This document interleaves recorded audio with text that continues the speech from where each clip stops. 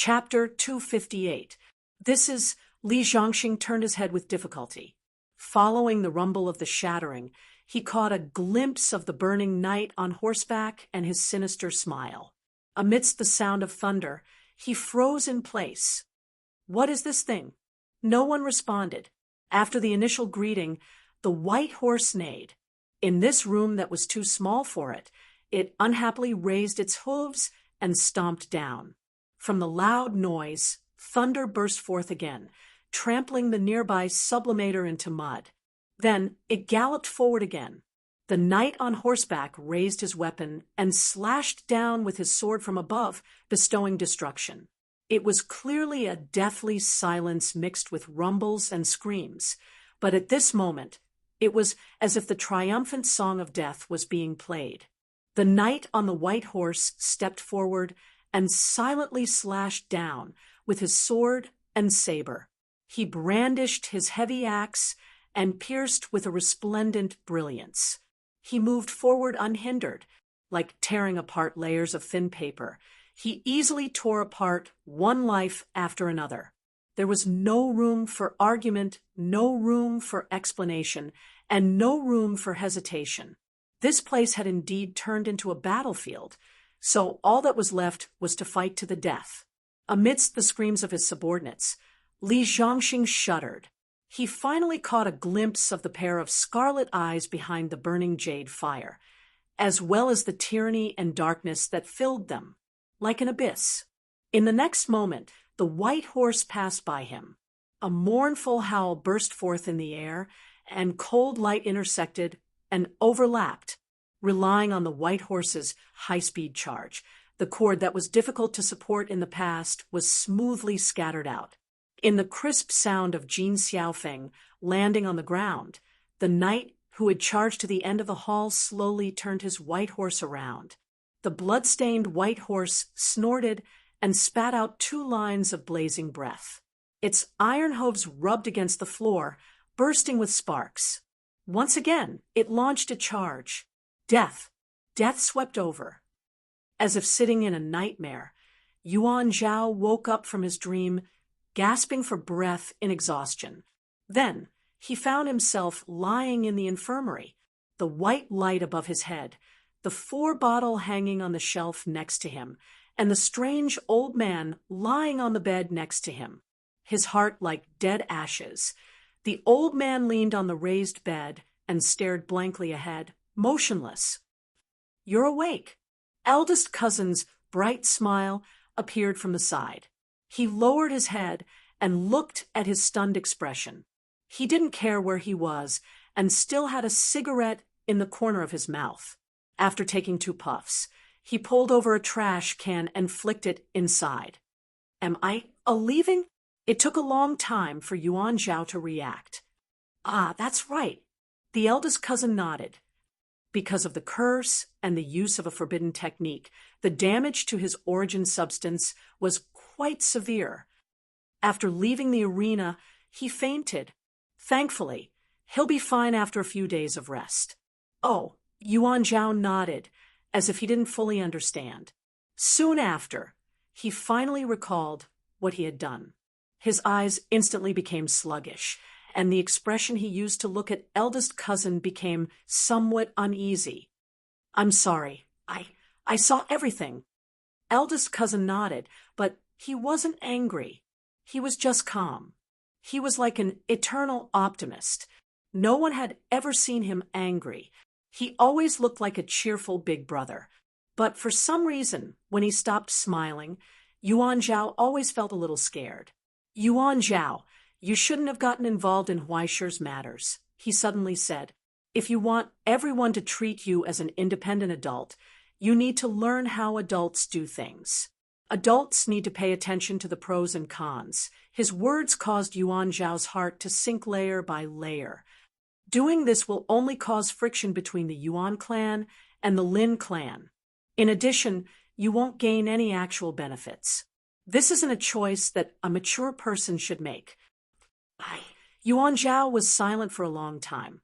He gathered his courage and wanted to argue. But immediately afterwards, he saw a happy smile appear on eldest cousin's face. However, if you're always a boring adult, you won't be able to make any friends, right? Ah, Yuan Zhao was stunned. However, eldest cousin reached out and ruffled his hair. He roughly and directly praised, "In any case, as your older cousin, I still think that you handled this matter quite well. Handsome. Is that true?" Yuan Zhao stared at him in a daze, not daring to believe it. "Of course it's true. When you carried Huai Shi and broke out of the encirclement, you were really handsome." Eldest cousin nodded and patted him on the shoulder. "Although what you did shouldn't be praised or approved, but you've grown up, Yuan Zhao." He smiled with relief. Yuan Zhao scratched his head in embarrassment, but then he suddenly heard hurried footsteps outside the ward, as well as the voices of nurses and doctors trying to stop him. He was stunned for a moment. As if he thought of something, his expression suddenly became uneasy. Eldest cousin's smile turned into one of schadenfreude. "In short, there's still 5 minutes before your biological sister rushes in to beat you up. Before that, enjoy the revenge that your friend is offering for you." He picked up the remote control in his hand and turned on the TV. Finally, he patted the youth on the shoulder and turned to leave. The door closed. In the silence, Yuan Zhao raised his head in shock and looked at the scene that appeared on the screen. Pure, white tiles, a wisp of steam gradually rising. Amidst the gentle music from the record player, a familiar and gentle voice sounded. "After the soup has boiled for 10 minutes, the scallions, ginger, and garlic that we cut in advance can be put into the pot." A pair of dexterous hands held a bowl and gently put the ingredients into the pot. When he spoke, his voice was so gentle that it made one's throat feel greasy. It was as if every word was filled with 10 pounds of sugar. "Pay attention to the chili at the end. Then cover the pot. As I relax, listen to a song and feel the fragrance slowly spread. Let the restless soul find peace and settle in the kitchen." The figure with his back to the camera reached out and put down the probe of the record player. Then a melodious song sounded in the narrow kitchen. Against the gentle smile of the young chef, it was like a new idol program, triggering the screams of countless young girls in the audience. In the end, as the soup pot tilted, a golden light emerged from the bowl. The light was so bright that it illuminated every pair of incredulous eyes in front of the screen. In the end, a soup spoon scooped out the battery and light tube from the inside and threw them into the trash can. Huai Shi's smile appeared in front of the camera. He held the fragrant soup bowl. "Like this, a simple and appetizing diode cream soup is ready. Have you learned how to make it?" "What the hell am I learning?" Yuan Zhao stared dumbfoundedly at Huai Shi, who was busy in the kitchen. He couldn't help but want to smash the remote control on the screen. "What the hell is this? Is this how you take revenge for me?" "In the kitchen. Do you want to make a meal to eat your opponent to death, or to make your opponent laugh to death?" In the live broadcast of the competition organizing committee, the camera slowly retreated, reflecting the busy kitchen. In the huge kitchen filled with a terrifying cold atmosphere, countless faint shadows wandered in it, busily running their own business and cooking dinner for the guests. Behind Huai Shi, the original head chef was strictly controlling every step of the process, instructing his subordinates to do their best to serve the guests who had arrived today. "Thank you, Mr. Watanabe." Huai Shi thanked him politely. "The kitchen is the territory of every chef. I didn't expect you to be willing to let me borrow it." "It's okay," the chef with a cold expression said in his usual indifferent voice. "After all, this is the first time our restaurant has accepted the request of a chef. Although your skills are a bit immature, your sincerity in cooking is worthy of your identity. I'm just an apprentice." Huai Shi smiled embarrassedly. "You're welcome. With your current skills, If you participate in the competition, you should be able to get a high ranking. The chef said indifferently, just based on the control of the fire, no one can compare to you. The way you cook like a symphony is also an eye-opener. After the two exchanged a few words, Weischer picked up the appetizer and left. He pushed open the kitchen door and walked into the empty living room. Finally, he slowly put the dish in front of the only guest. On the chair, the restrained Lin Yu's face was livid. It seemed that she had cursed until her voice was hoarse. She just glared fiercely at Weischer's face. That's it. She looked down at the dish and sneered hoarsely. With your mediocre skills, you want to show off your slight skill in front of an expert. Don't say that. A scholar who has been away for 3 days should be looked at with new eyes. I have improved a lot these days. Weischer smiled, lifted the lid of the soup bowl, and pushed the soup bowl in front of her. Please eat, madam. This soup is appetizing. Lin Yu's expression twitched as she tried her best to resist the shackles of the chains. However, an invisible force controlled her limbs, causing her to stiffly raise her hand to grab the soup spoon. With trembling hands, she reached inch by inch into the soup bowl. At this moment, the Een soul's sacred mark, like an evil spirit, was entangled in her body. Relying on the suppression of the sorrowful rope, it took over her body and turned her body into its own vessel. It enjoyed the source of darkness to its heart's content and sang loudly. It was as if it had swallowed a spoonful of light. When the crystal-clear soup fell into her throat, Lin Yu trembled violently. She screamed and roared hoarsely. Countless cracks appeared on her face. The dust of the liberated, concentrated in the soup, flowed into her lungs. Pure peace, joy, and relief spread out like a tide of light, tearing apart the body eroded by darkness. It sizzled like sulfuric acid, bringing double pain to her body and soul from the inside out. The snake's sacred mark spasmed painfully, and many cracks appeared in an instant. How is it? Weischer rested his chin on his hand and smiled. He looked at her, carefully drinking the soup he had made carefully. Not a drop was left. He smiled with satisfaction. Did you have a good appetite? Bah! Lin Yu opened her mouth and spat out sticky, blood-colored saliva. The saliva fell on Weischer's face and was lightly wiped away by a napkin. The smiling teenager raised his hand and snapped his fingers.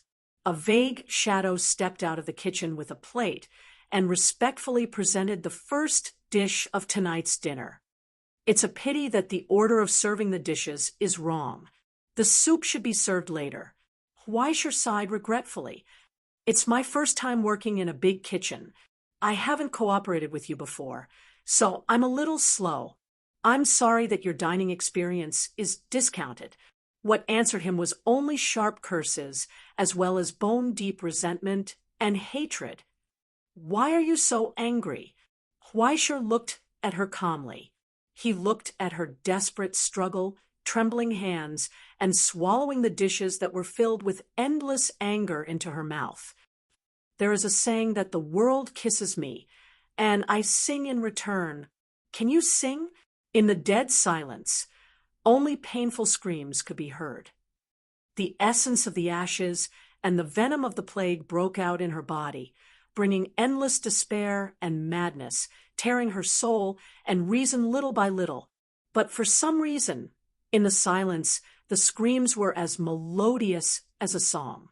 Weischer nodded in satisfaction and waved his hand. The side dish was presented. The white fish meat that emitted a faint burnt smell was dyed with a faint layer of dark green, which whetted one's appetite. This is the plague bassa fish that I just learned. Try it. There are about a dozen carefully cultivated variants. I believe that every bite will give you a different feeling. Kill me if you can. Trash. In the pain of her soul being torn apart, Lin Yu glared at Weischer. The corners of her eyes cracked, and a line of blood slowly flowed down. You don't even dare to kill someone? You good-for-nothing, son of a bitch. It should have been like this, but not now. Sure crossed his fingers and gently placed them on the table. He looked at her convulsing face and told her word by word, "Miss Lin, you hurt my friend. Although I feel that our true friendship may have lasted only for such a ridiculous moment, and that guy is stupid, Chinibu, and likes to talk to himself. When he was about to die, I was really sad." So, this kind of sadness must be felt by you. As the poison and plague spread, countless spots and ulcers appeared on Lin Yu's face, making her twisted face even more ferocious and crazy. "You will regret it. Why, sure? You will." She screamed hoarsely and roared. "After I leave here, everyone related to you will die." "Ah, I know." Sure nodded calmly. "I believe that you can probably do it." Just like that, he accepted everything indifferently. "I don't know why you have such confidence and superiority that you can kill someone if you want, but I think that you most likely want me to die. In the future, my life may be very troublesome." He paused and asked seriously, "Miss Lin, my life is already very troublesome, but I sincerely hope that it can be less troublesome. Do you understand what I mean?" "Bah!" Lin Yu sneered and spat at him with all her strength, but she didn't have the strength. The saliva fell on the plate, and with the knife and fork, it returned to her stomach along with the fish. It brought about indescribable pain. "It seems that you probably don't understand, but I understand what you mean." Sure looked at him quietly, and her voice was as cold as ice. "Perhaps you grew up in a very good environment, or perhaps you were well protected. You think that everything in this world belongs to you, but some things are temporarily not yours." Sure looked at him quietly. "That's why you've never understood one thing. Death is a very scary thing." He sighed softly. "So, you don't know how much I don't want to die." Sure waved his hand, and the waiter in the corner came forward respectfully. He held the red wine in his hand and poured a line of scarlet into the wine glass. The wine with the smell of rust was so sticky. "Don't you want to kill me? You can't wait to eat my flesh and drink my blood?" Sure raised the wine glass and looked at the scarlet surging within. "It's actually very simple. You just have to say it." Immediately afterwards, as Lin Yu's eyes widened, the red wine that accompanied the meal was slowly placed in front of her. Countless vicious origin substances brewed within, evolving into a red, murderous intent. It was so dazzling. "Drink, this is my blood." The youth smiled, but his expression was as fierce as a demon's. He snapped his fingers, and the head chef pushed open the kitchen door. He carried the final main dish and walked forward.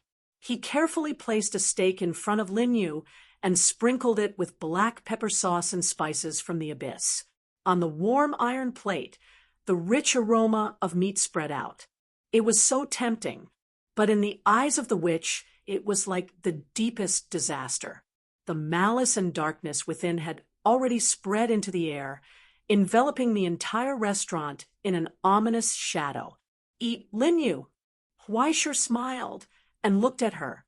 "Your wish has come true." Lin Yu trembled, and her expression twisted, as if she was looking at a madman. She stared at Sure's face, unable to hide her fear and despair. You, madman?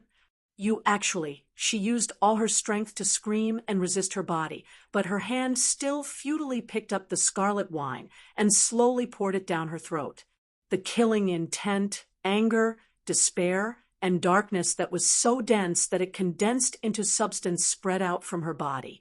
Inch by inch, it tightened her last bit of reason and broke her last defense, causing her to be swallowed up by the malice of the abyss. In despair, she let out a sorrowful cry. A tragic crack appeared in her soul. "Let me go, I beg you, kill me." She could no longer hold back her weak tears. She sobbed and begged, "Don't let me eat this kind of thing. To be honest, I'm not good at dealing with opponents like this." Huaisher looked at her crying face and slowly shook his head. But fortunately, I reluctantly learned some good points from a friend who was more cruel and harsh. Although she sometimes said things that were not very nice to hear, she was actually a very good person. She taught me a lot of things. For example, as long as I'm worse than the bad guys, no one can hurt me anymore. It was as if it was a matter of course.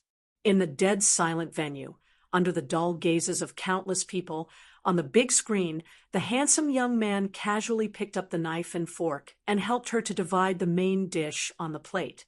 When he spoke, his tone was calm and steady, with a solemn and indisputable coldness.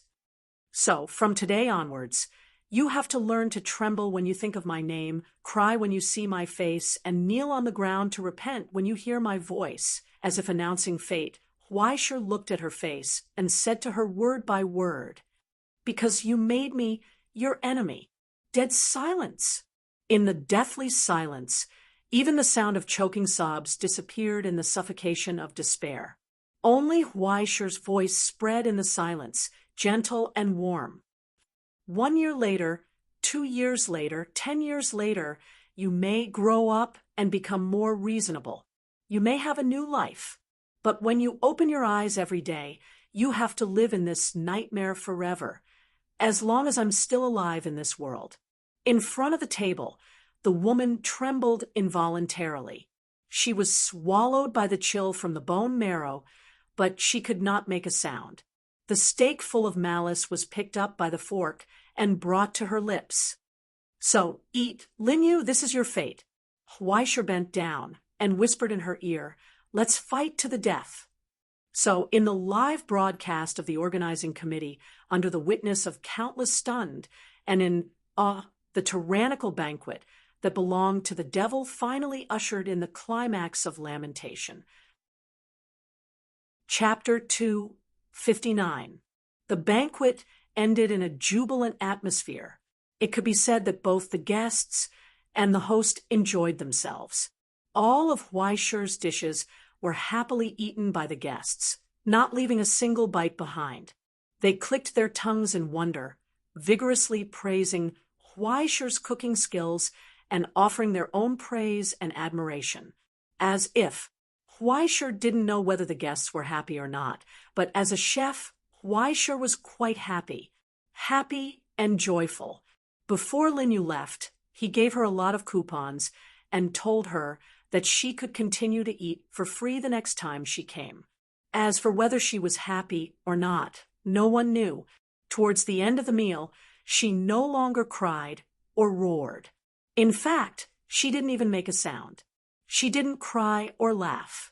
She only liked to be quiet and didn't like to make a fuss. It was as if she had undergone a lobotomy for free. She opened her mouth with empty eyes and finished the plate that was brought to her. Finally, after finishing the dessert, she welcomed the corrosion of the origin substance that erupted from within her.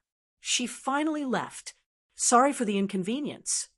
Huaisher took off the white towel on his arm and waved it in his hand, treating it as a way to send off the guests. Then, at head chef Watanabe's invitation, he returned to the kitchen and joined the lively staff as they ate. The chefs exchanged their cooking skills. In the end, they even made a fortune smoothie for everyone to digest after the meal, receiving unanimous praise from the crowd. Just as they finished eating, a burst of flames suddenly shot out from the kitchen stove. A figure in a suit climbed out, his face covered in dirt as he coughed a few times and wiped the dust off his face. "Sorry."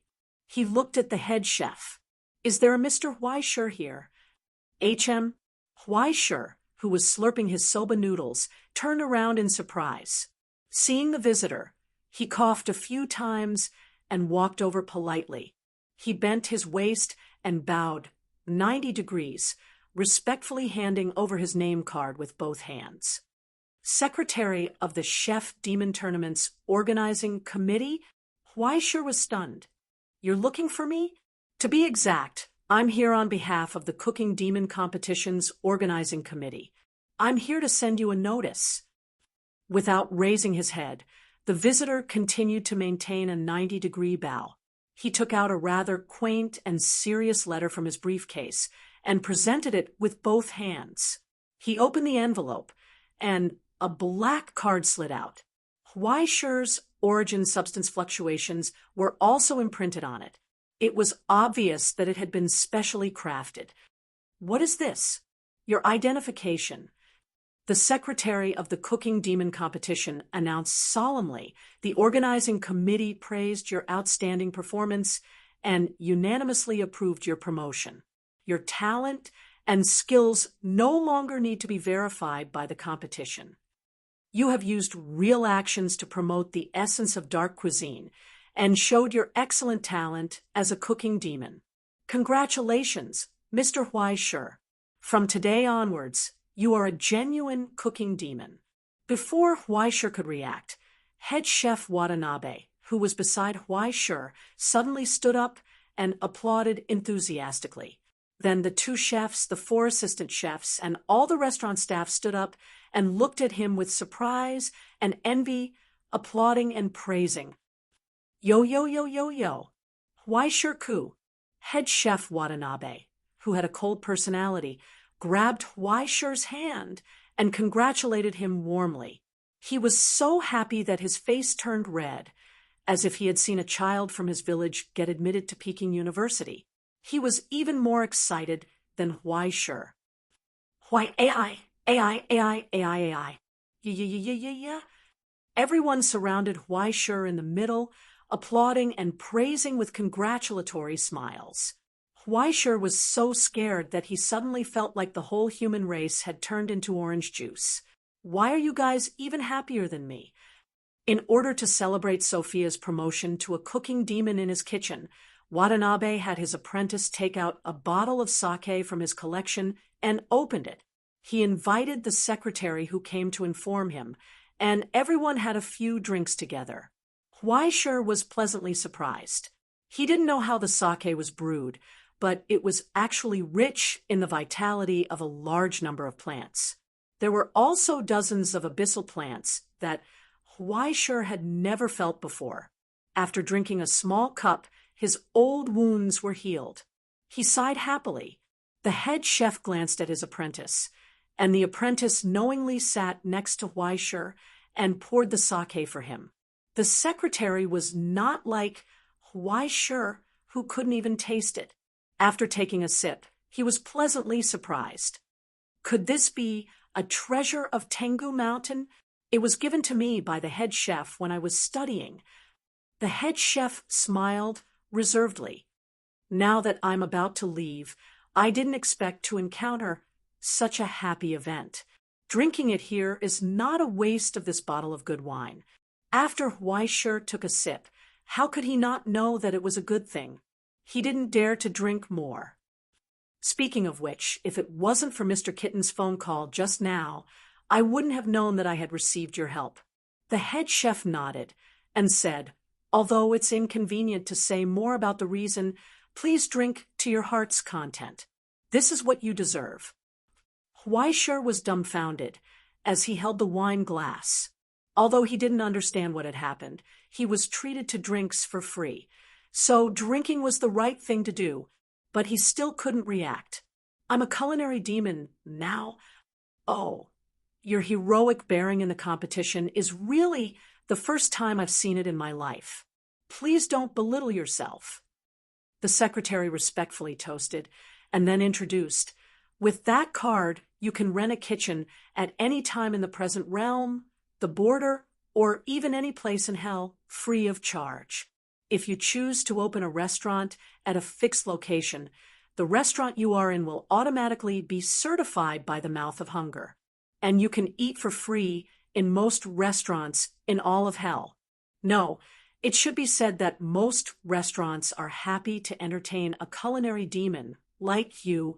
Speaking of the benefits of the card, the secretary suddenly gushed. His Excellencies Hannibal and the Butcher of Heaven have greatly praised your performance, praising your talent and your boundless future, especially since you are also a disaster musician, a legendary investigator. And he paused and suddenly looked up at the surroundings as if confirming that there were no cameras around. Then he lowered his voice and said, "You are of the Abyss genealogy, right?" "Huh." Huai sure was stunned and immediately felt a little uneasy. "Is there a problem?" "I'm ashamed to say this, but my cousin's aunt's second son's colleague asked me to pass on a message to you." The secretary lowered his voice and whispered in his ear, "There is also a great future in the Abyss. Forget it." Huai sure waved his hand decisively, his expression becoming serious. How could he not understand what the secretary wanted to say? In this world, the only thing that could tell at a glance that he was of the celestial genealogy was probably the golden dawn formed by everyone's collective solidification after falling into the abyss, apart from the remnants of the utopia. How could he dare to have anything to do with these bad guys? There was a lot of shameful things under his, and he was still a remnant of the kingdom of heaven. Just offending the rancher was enough. If he got involved with another destructive factor, he was afraid that he would not die quickly enough. And the secretary did not forget his duty. After mentioning it once, he did not mention it again. After drinking, the secretary climbed back into the flames of the stove and disappeared. Huaisher simply stayed in the staff dormitory of the restaurant. The apprentice specially cleaned up a room for him, and he enjoyed the VIP treatment. Then he opened the restaurant at midnight to make supper for the ghosts who had finished their night tour. Huaisher lay on the bed, drowsy, and looked at the card in his hand over and over again. Suddenly, he had a flash of inspiration, and a bold idea came to him. The certificate of the culinary demon allowed him to eat for free in the abyss. Then the certificate of the disaster musician would be. In the middle of the night, in the old house, the hall was brightly lit. On the seat of honor, the old man who had dozed off was awakened. He sleepily raised his eyes and saw that the hall was full of people. There was also a wheelchair pushed up, and Lin Yu in the wheelchair was in a daze. The old man raised his eyes slightly, and a trace of understanding flashed through his cloudy eyes. "Xiao Yu, you don't even recognize your great-grandfather." He smiled indifferently. "To come back in such a defeated state, it's really outrageous. Forget it, it's already so late, so let's not do anything else. Everyone, go and rest." The others immediately understood and were already used to it. They got up and prepared to leave. Only the woman holding the wheelchair still raised her head unwillingly and wanted to say something. Grandpa, then this matter, is it over? Otherwise." The old man laughed strangely. "Is she not my great-granddaughter just because she is your biological daughter? When your man was sent back with broken legs, did I say anything?" The woman's expression froze. The old man continued to ask, "I have 7 grandsons.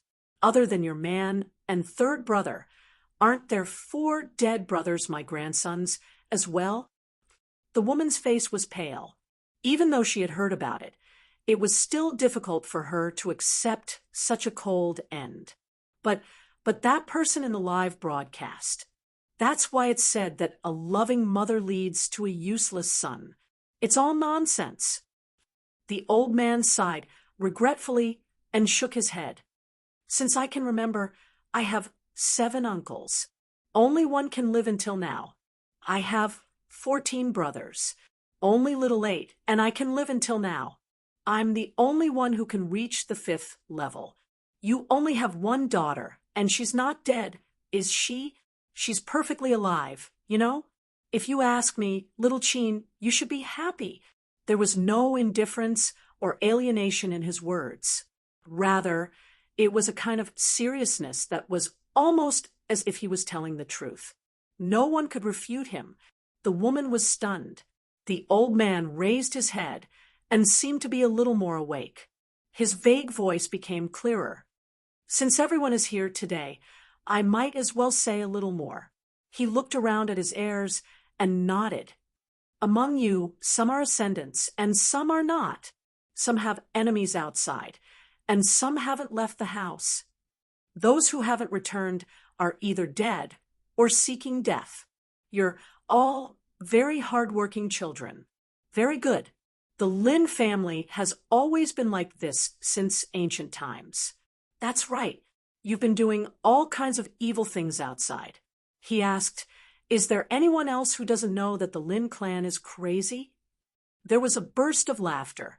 When the few people sitting at the front heard the words of this family head, they laughed without any scruples and nodded their heads in agreement. That's right. The old man patted his knee in satisfaction, and his gloomy eyes lit up with an intimidating glow. If you want to become a torch dragon and pursue the power of this path of sublimation, you should be like this.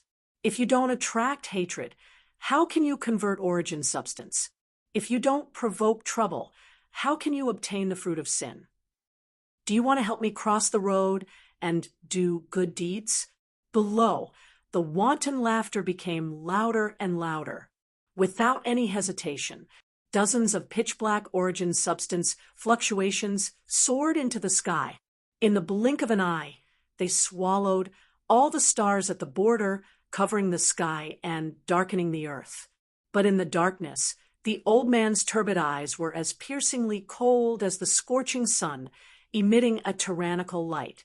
His hoarse voice reverberated in everyone's ears, like a hammer hammering a nail, hammering his words into their souls word by word. Remember, you have to choose your own path, whether you're here or not, whether you're surnamed Lin or not. From the first day you set foot on the path of Torch Dragon, don't think about being an idler who doesn't cause trouble. You have to fight, snatch, and seize. You have to make enemies. You have to be beaten until you crawl back like a dog. You can take revenge after you have digested it.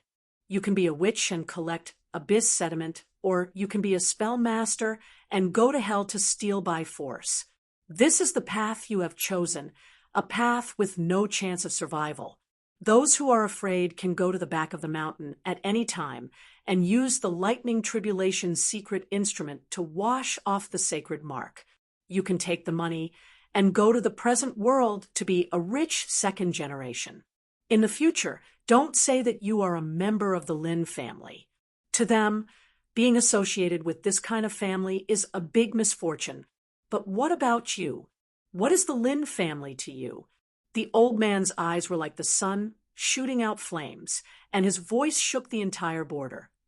Let me tell you, the Lin family is your life-saving talisman.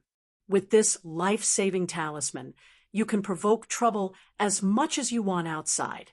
Nothing is taboo. As long as you can escape back home alive, the elders will let you live. If you can crawl back up, lick your wounds, and go out to do whatever you want.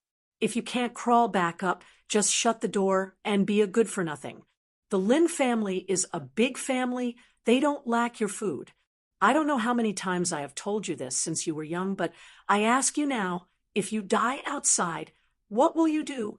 Facing the old man's question, a teenager below raised his voice and answered, "You will die for nothing." That's right. The old man clapped his hands in satisfaction and praised, "Little 19 has a brain. Yes, you will die for nothing. A good-for-nothing who can't even go back home. You will die for nothing. Don't think that the family will avenge you. The family won't even pay for your coffin. You don't even have the eyesight to do evil. This kind of disgrace is better to die as soon as possible. If you want to be a member of the Lin family, this is your life. Do you all understand?" Understood. Everyone in the hall responded in unison. Very good. Then do what you should do. The old torch dragon nodded slowly. It is not easy to go back home. You all should go and conserve your energy. Then you can go to any damn place to kill and set fire. You all have a great future. As for Xiao Yu, he pondered for a moment, raised his eyes to look at his granddaughter-in-law, and slowly shook his head. Her soul is damaged. Send her to the abyss. Whether she can rise again after being broken will depend on her luck. Since she is back as her great-grandfather, I will take responsibility for the Yuan family. You don't have to worry. The woman holding the wheelchair trembled, not knowing whether it was out of excitement or fear. After a long time, she lowered her head and did not say anything else. The old man closed his eyes and fell into a long sleep again. Then the world darkened.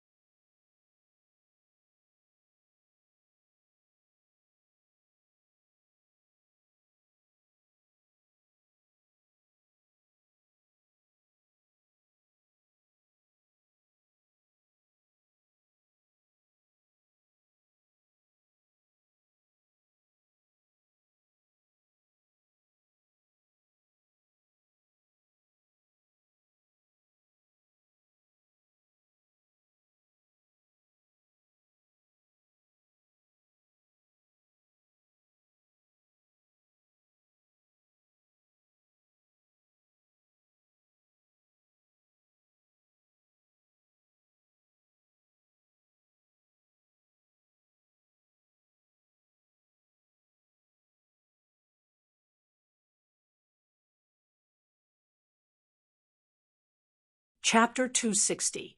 The next day, early in the morning. The restaurant will be closing soon. I wish you a safe journey. Chef Watanabe walked Huaisher to the door and gave him a special lunchbox from his restaurant. He also gave him a business card. After we move, the restaurant will be able to open a takeout service. I shouldn't be so presumptuous, but you don't look like you can cook very diligently. If you need anything, please help us. Of course, of course. Huaisher took the business card with both hands. When he saw the logo of yesterday's courier, his eyelids twitched. Once the name of yesterday's courier was on it, no matter how far it would definitely be delivered on time. However, the price would probably double like a space elevator. However, if it was necessary, it would be worth it even if the price was doubled. Last night, during the staff dinner, Chef Watanabe showed him the secret recipe he learned from Tengu Mountain, the Fenghe style. The name sounds scary, but it's actually a cooking method of stewing. Tengu Mountain stew was mixed with a large amount of negative origin substances. It also used wine as a medium to boil all kinds of precious abyss medicinal herbs into a pot of soup, forming a wondrous stew. The wonder and subtlety of this method were not inferior to any alchemy. Not only could it quickly heal people's injuries, but it could also bring about a long-term blessing of up to 12 hours. Depending on the ingredients, it could make people energetic, not afraid of cold or heat, not tired, and immune to deep corrosion, etc. Even without the identity of the cooking demon, Watanabe's skills were obviously far superior to Huaisher's. He also opened a new door, for Huaishir on the road of dark cuisine. The cooking demon was just the beginning. There was still a vast world waiting for him to explore, although he really didn't intend to spend more effort on cooking. Watanabe, of course, also saw it. Otherwise, he wouldn't have been so presumptuous. As early as breakfast, he had already hinted that if Huaishir was interested, he might as well drink this cup of residual cough. He might as well go to Tengu Mountain. The recommendation letter was not a problem. In the end, Huaishir declined. As a senior, he certainly felt that it was a pity, but he also understood that for a young talent like Huaishir, dark cuisine was not a lifelong goal worth striving for. While reluctantly saying goodbye, he also handed over the business card of the future store, hoping that he could help him in the future and form a good relationship with him. This favor could not be said to be unshakable. Huaishir firmly accepted it and nodded his head in farewell. A rare smile appeared on Watanabe's usually serious face. After sending Huaishir off, Watanabe returned to the shop and ordered his apprentices to pack up. Not long after, a Hirata truck arrived at the door and drove them all the way to Kitty Paradise. Only an empty storefront was left in its original place. On the other hand, Huaishir rode on his white horse, holding the hand-drawn map given to him by the head chef. He swayed all the way to the direction of the city's music hall. There, he should be able to meet people from the Hell's Music Union. Hopefully, they would be able to find a good luthier there. Even now, he was still thinking about his old zither. After spending such a long time together, to Huaishir, it was not so much a zither as an old friend that had always been by his side. If he could restore it to its former state, he definitely wouldn't hesitate to make a trip. Even if he returned empty-handed, it would only be a waste of time. In addition, he would take a moment or two to touch the trees and plants on the side of the road, as if he was playing with a cat or a dog. Occasionally, he would touch a new species, and he would be happy for half a day. This was the instinctive joy that the mountain ghost sacred mark brought him, a sense of accomplishment.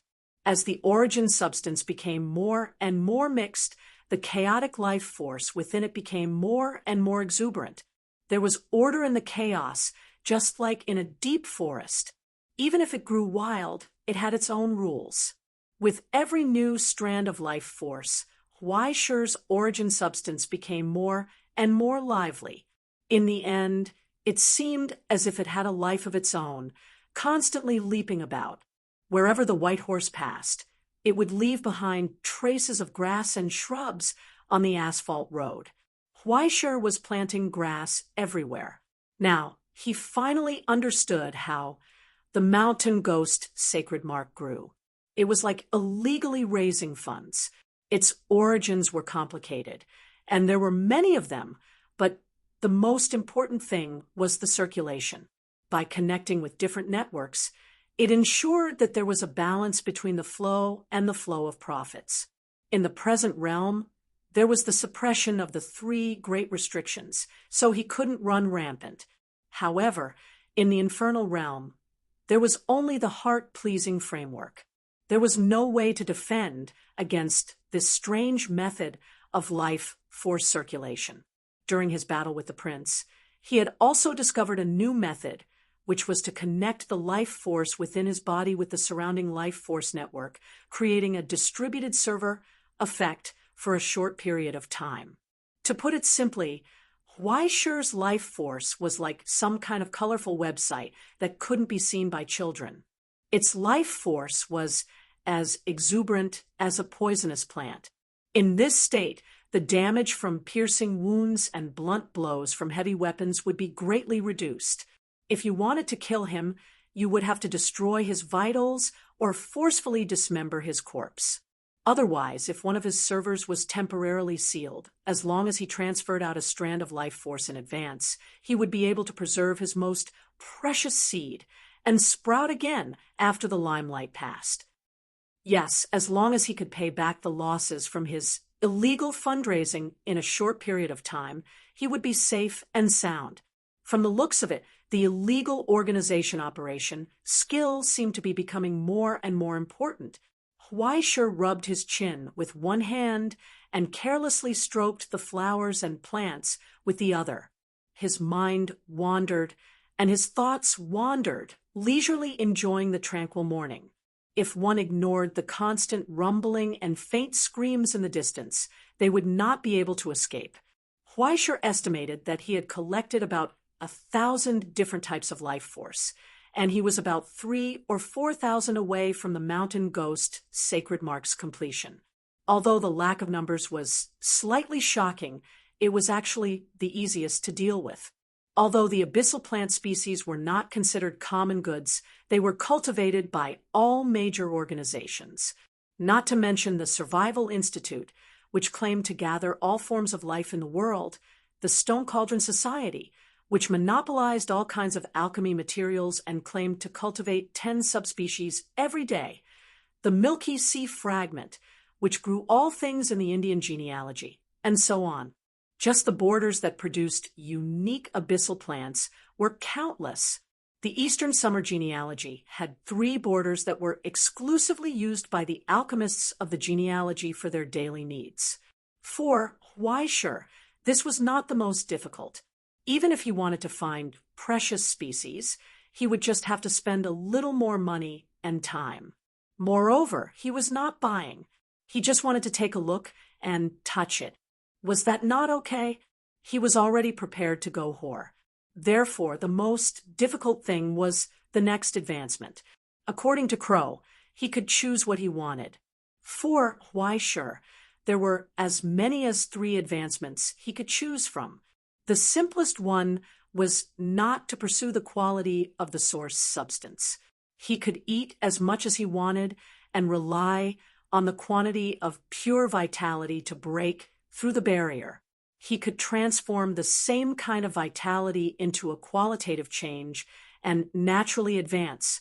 He did not need the assistance of other border relics, nor did he need the transformation of secret instruments.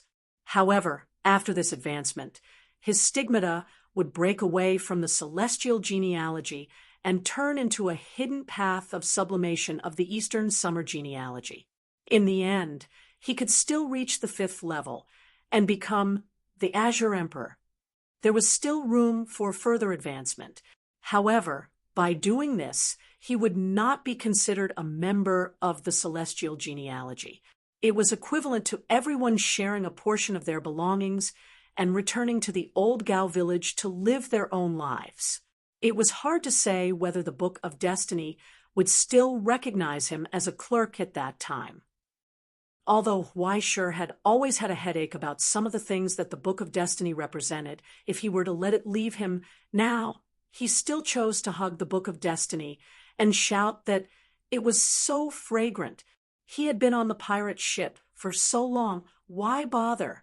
Although there was a black-hearted crow who often made him bleed, he really couldn't do it if he wanted to cut him in half. Besides, wasn't the celestial genealogy pretty good too? Everyone in the genealogy was talented, and the crow spoke very well, so he quite liked it here. Thus, Huaisher could only pass on this option and consider the other 2 advancements. In the celestial genealogy, Huaisher's path of heavenly inquisition had many branches. Among them, the first stage, spirit ceremony, was the foundation. After entering the 2nd stage, there was a divergence. The 2 advancements corresponded to the Mountain Ghost and River Earl. When these 2 advancements entered the 3rd stage, they would also have to face a new choice. Xiang Jun, or Young Master of Fate? If the advancer chose the former, there would be a difference. If it was a man, there would be no change, but if it was a woman, there would be an additional choice called Lady Xiang. According to the Crow, River Earl's advancements were Xiang Jun, while Mountain Ghost's advancements were Young Master of Fate. However, as the celestial genealogy was extremely versatile, both Mountain Ghost and River Earl could freely choose between the 2. They both had their advantages and disadvantages. As the name implied, Xiang Jun was the legendary Xiang Water God.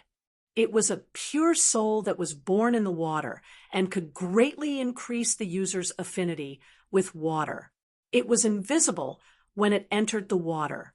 Its specialty was that its origin substance capacity was monstrous, and as long as there was a large amount of water, the user could quickly replenish their origin substance. If River Earl advanced to Xiangjun, he would also gain an innate skill called canopy. Not only would his ability to control water greatly increase, but his origin substance capacity would also explosively increase. Even if his own attack power wasn't high enough, he wouldn't have to worry about using all kinds of border relics. As long as he found a few pieces of high-quality equipment, he would be able to become a Tier 3 DPS demon. If Huaishur advanced as a mountain ghost, although he wasn't as orthodox as River Earl didn't have the ability to coexist with plants like a mountain ghost. If Huaishur obtained the ability to replenish his origin substance through water, combined with the innate skill of replenishing his HP through plants, as long as there were plants and water around him, he would be an undying cockroach with full HP and MP. After making up for his shortcomings, his overall endurance would increase to a frightening degree. In fact, if he was a bit more cruel to himself and advanced to Lady Xiang, he would gain a powerful control skill called Entanglement, HM. As long as the enemy was in the water, they would find it difficult to move, and the weaker ones would drown on the spot. It was quite powerful, but without a chicken, what was the point of all this?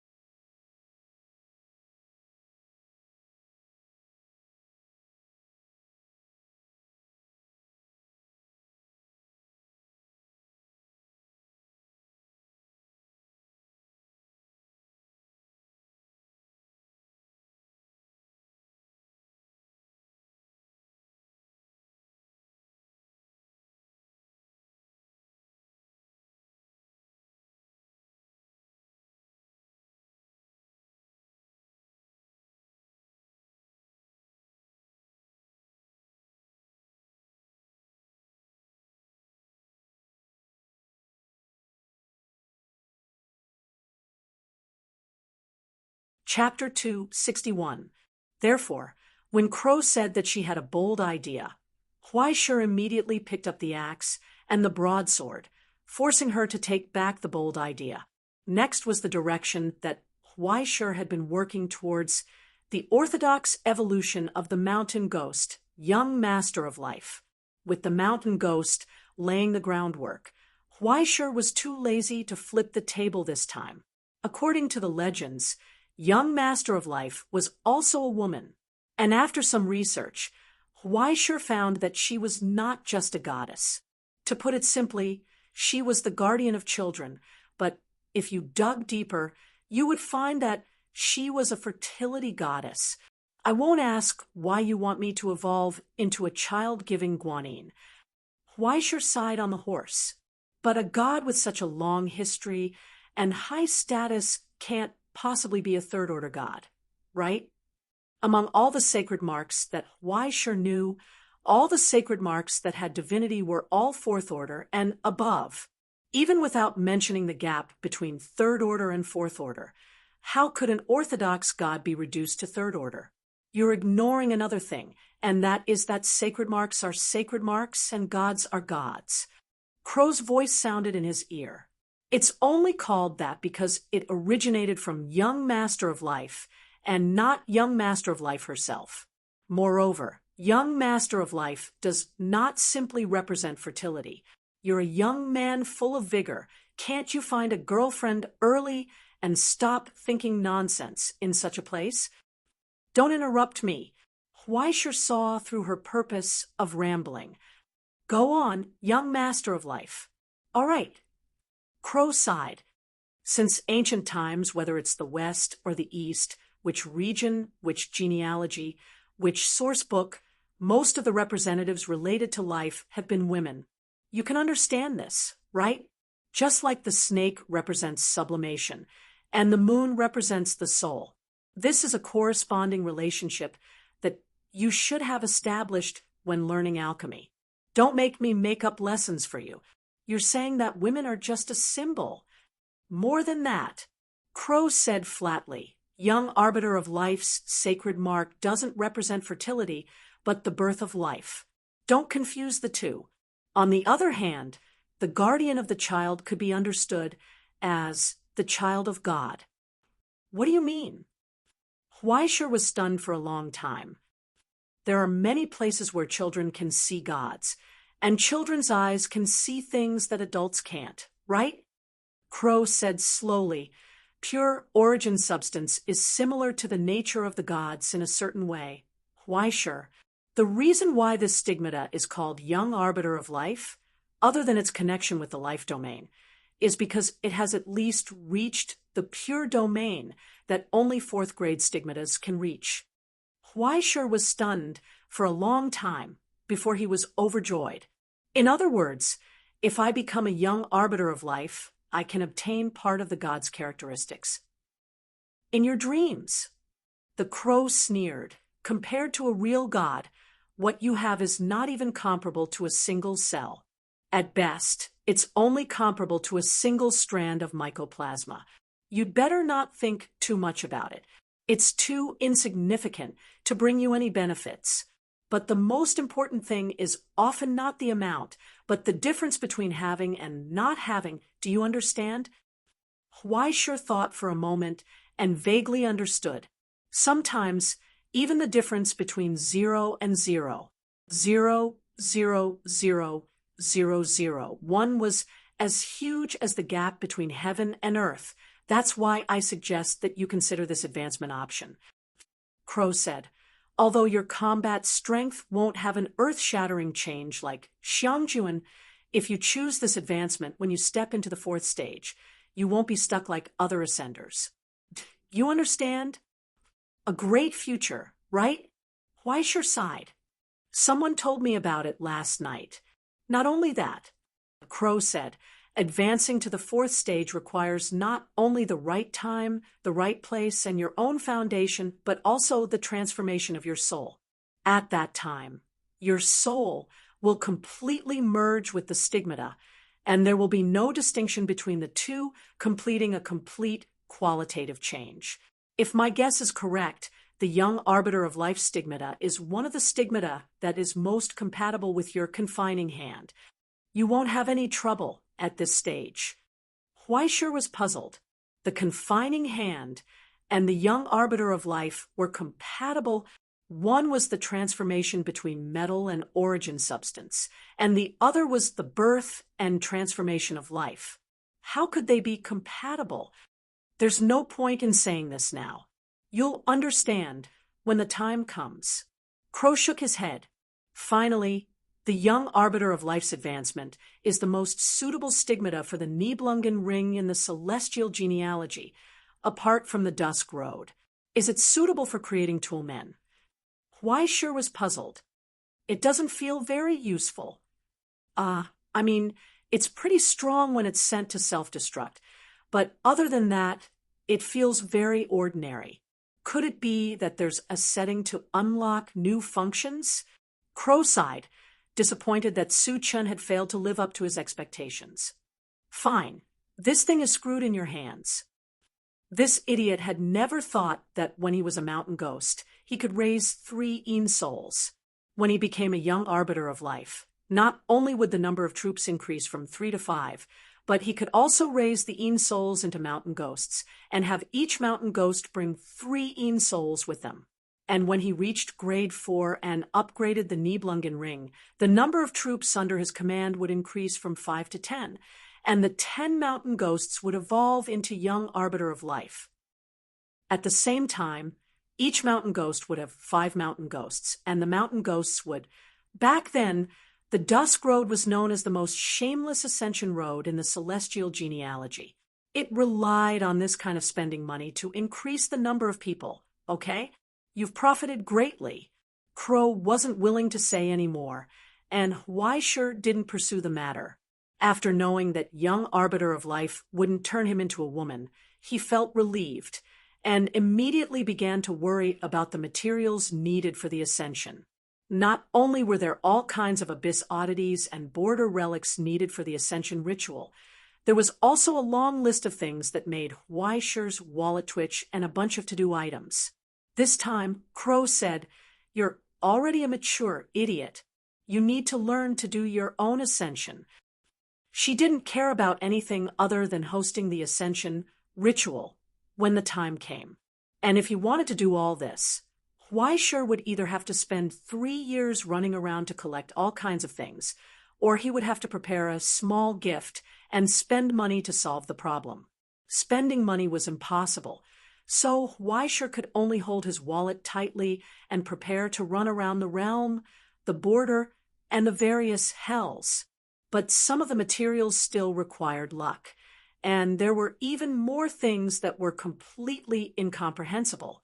For example, the first of the most difficult prerequisites. What the hell is the birth of life? Huaishur asked. It's the creation of a life. Can't you understand the literal meaning? Crow asked. You're already so old, and you don't even know how to have a baby? Then I'll explain it to you from the beginning. Huaishur, in fact, the baby is not sent by the crane.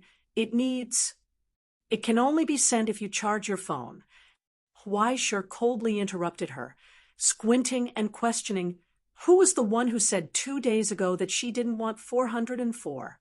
Why are you driving so fast when you're here? I just want to explain it to you. Then explain to me what the hell the Sacred Mark's prerequisite is, that I have to have a baby. Huaishur was going crazy. Besides, I'm only 17 years old, sister. I haven't reached the legal age of marriage yet. Even if I reach it, I don't have a girlfriend. Even if I have a girlfriend, there's no need for me to have a baby because of this.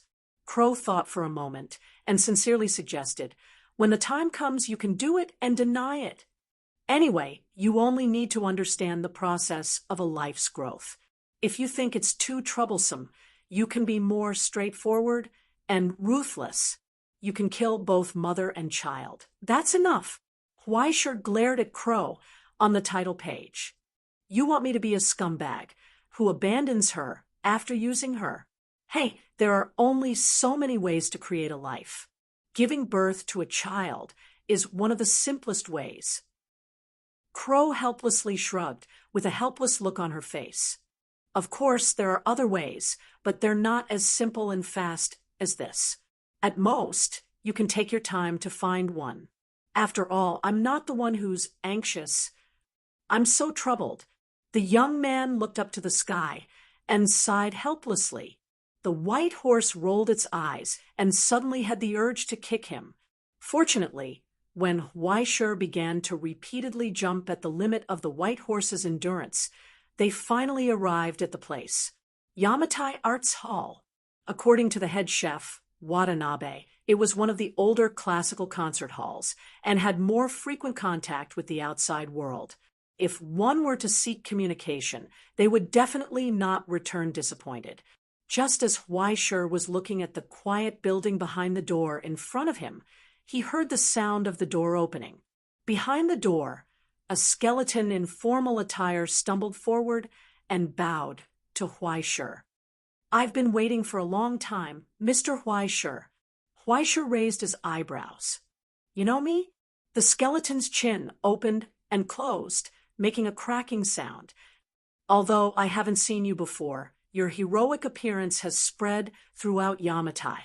After repeatedly confirming with the headquarters, "I dare to believe that after 600 years, there is actually another noble calamity musician who has graced this insignificant city. Since then, I have already made preparations to welcome you, Your Excellency." Behind the skeleton, the silent building was instantly lit up. In the dazzling light, layers of ancient doors opened, revealing a spotless and gorgeous hall.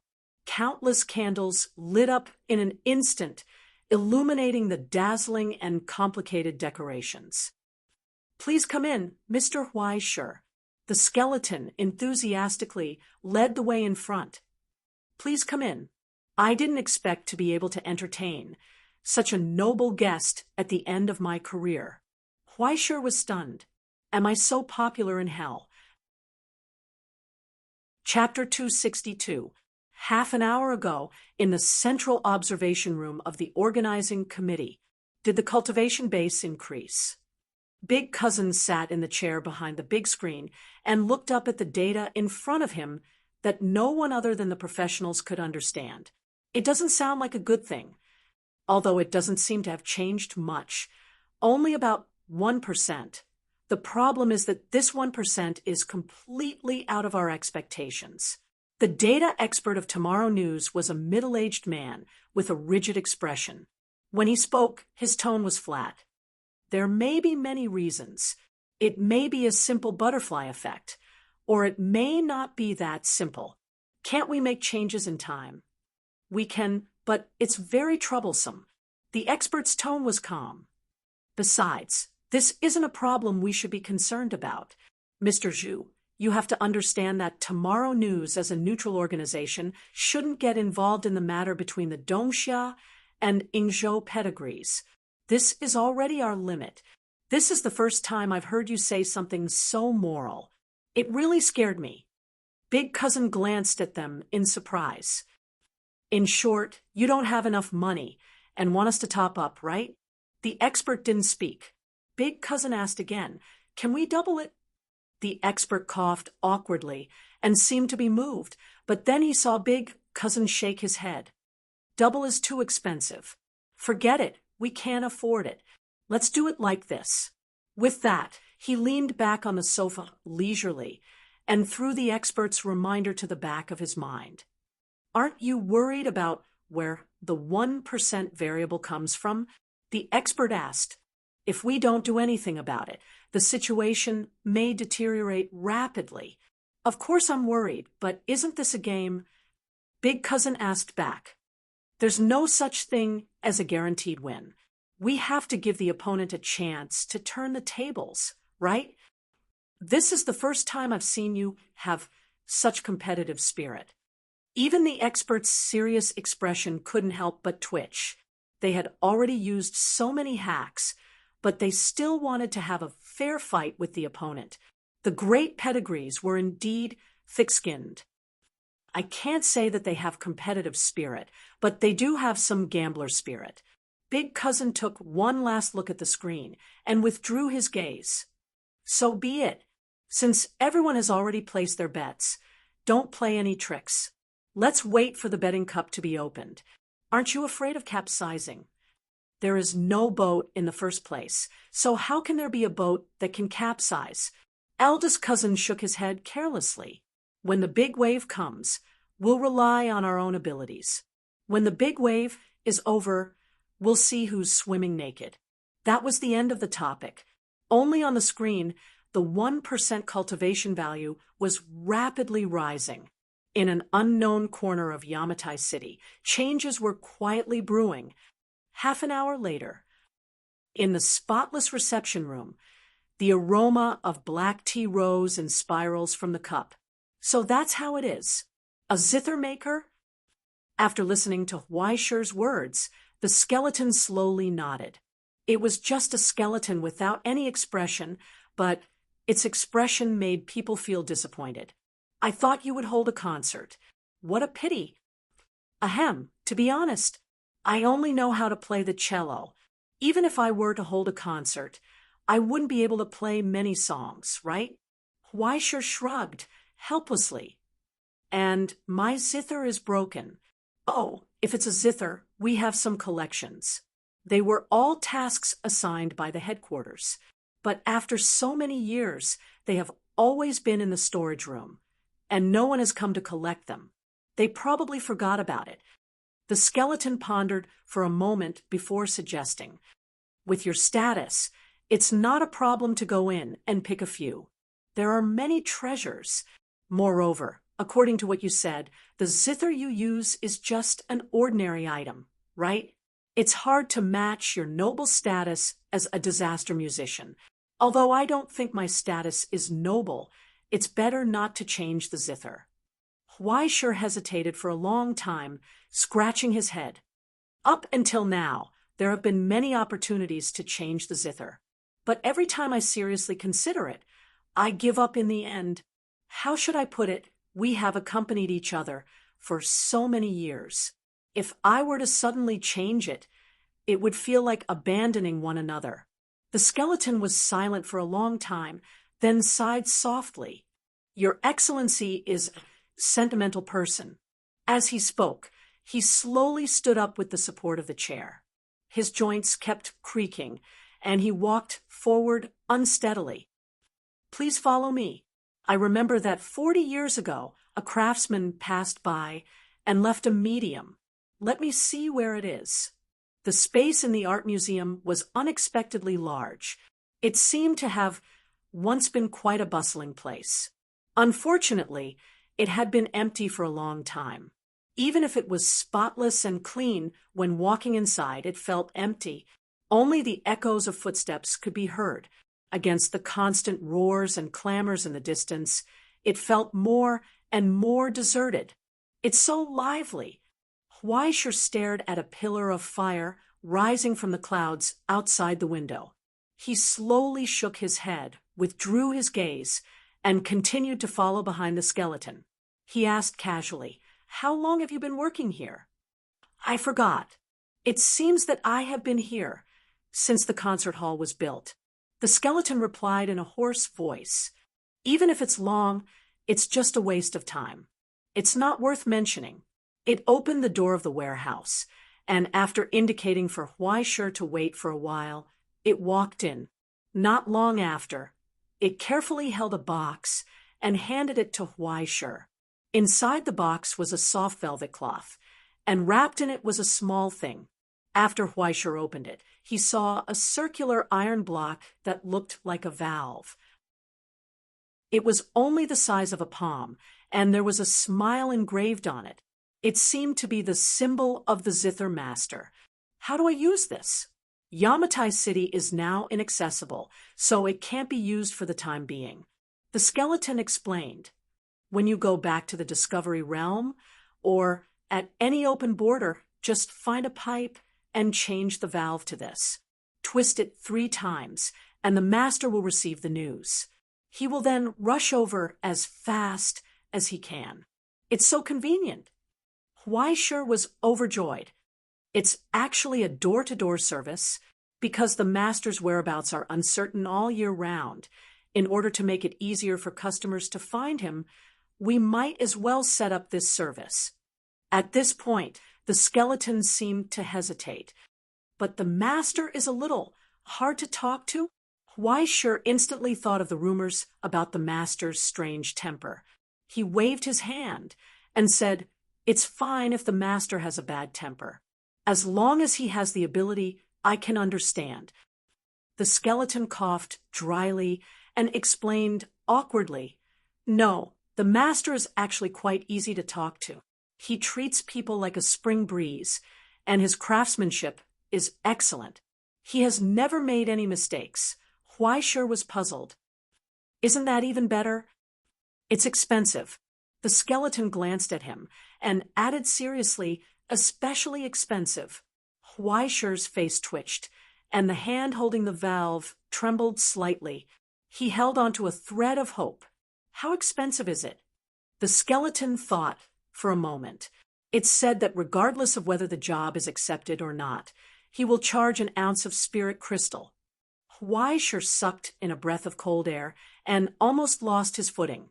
"What kind of damned master is this? I'm just going to visit him. And he's going to charge me over $1 million? And the maintenance fees are calculated separately? If 1 ounces of origin substance was the standard for an adult, wouldn't this master be charging half of his life just to do some maintenance? If this were a normal customer, they probably wouldn't be able to wait for the master's third visit. However, the master often gives discounts. You can try it out during the winter or summer, the skeleton suggested. Although the price is expensive, the results are worth the price. I'm sure the final results won't disappoint you." No matter if it worked or not, this was at least a way out. Weisher thought for a moment, then carefully put away the token and nodded his thanks to the skeleton. He had originally been prepared to come here empty-handed, but he hadn't expected the people here to be so easy to talk to. They had directly given him the reward and even skipped the process of running the mission. "No need to thank me." The skeleton shook its head. "This is one of the services that the society provides to its members, and it is also my responsibility. It's a pity that Yamatai is only a small place. Other larger halls have artisans stationed there, so there's no need to go through so much trouble. Although that's the case, I actually don't have a sense of belonging to the Infernal Music Society. The certification of a disaster musician was also somewhat inexplicable. Besides, there's no such thing as a free lunch in this world, right?" Weisher thought for a moment, then asked seriously, "Is there anything you need help with? Although I look like this, I'm actually quite good at fighting. As long as it's not something particularly difficult, I can usually handle it." The skeleton seemed to be stunned, staring at him in confusion, as if he had never heard anyone say that to him before. After thinking for a long time, he seemed to have gathered his courage, and to Willow, the wisps jumped in his eye sockets. "Please forgive me for being presumptuous, but can I be so bold as to ask you to play a song for me?" "Huh." Weisher didn't understand. "When I started to serve the society promised that when this job was over, there would be a disaster musician to bring me to sleep." The skeleton sighed, helplessly. "But it's been too long, Mr. Weisher. Although the society has made arrangements for my next step, I feel that I can't do it anymore. If it's possible, can you please set me free?" Weisher was silent for a long time, then scratched his head. "Although I don't know what's going on, if that's what you want, I won't refuse. But what exactly do I have to do?" "You just have to do the work that a disaster musician should do." The skeleton bowed gratefully and took out a letter from the inner pocket of his dress with both hands. He handed it over with both hands. "This is the notice and permission that the society issued when I reported it to them. If you're willing to help me carry it out, it would be best." Weisher took it doubtfully and saw a dismissal letter, as well as a stack of rather old manuscripts under the letter. The paper had turned yellow, and there were still many traces of modification, but the line notation and symbols on it were still clear. It seemed to have incredible magic. After Weischer read the first 2 paragraphs, he actually felt that many of his understanding of music theory had become much clearer, and many new ideas and insights emerged from his heart. Experience points up. His cello performance skill, which had entered LV12, had actually grown a little. He noticed the abnormality and directly flipped to the last page. When he saw the signature at the end, the corners of his eyes couldn't help but twitch wildly. Johann Sebastian Bach. Oh my God, a manuscript of Bach's movement. Chapter 263. There was a long period of silence in the art hall.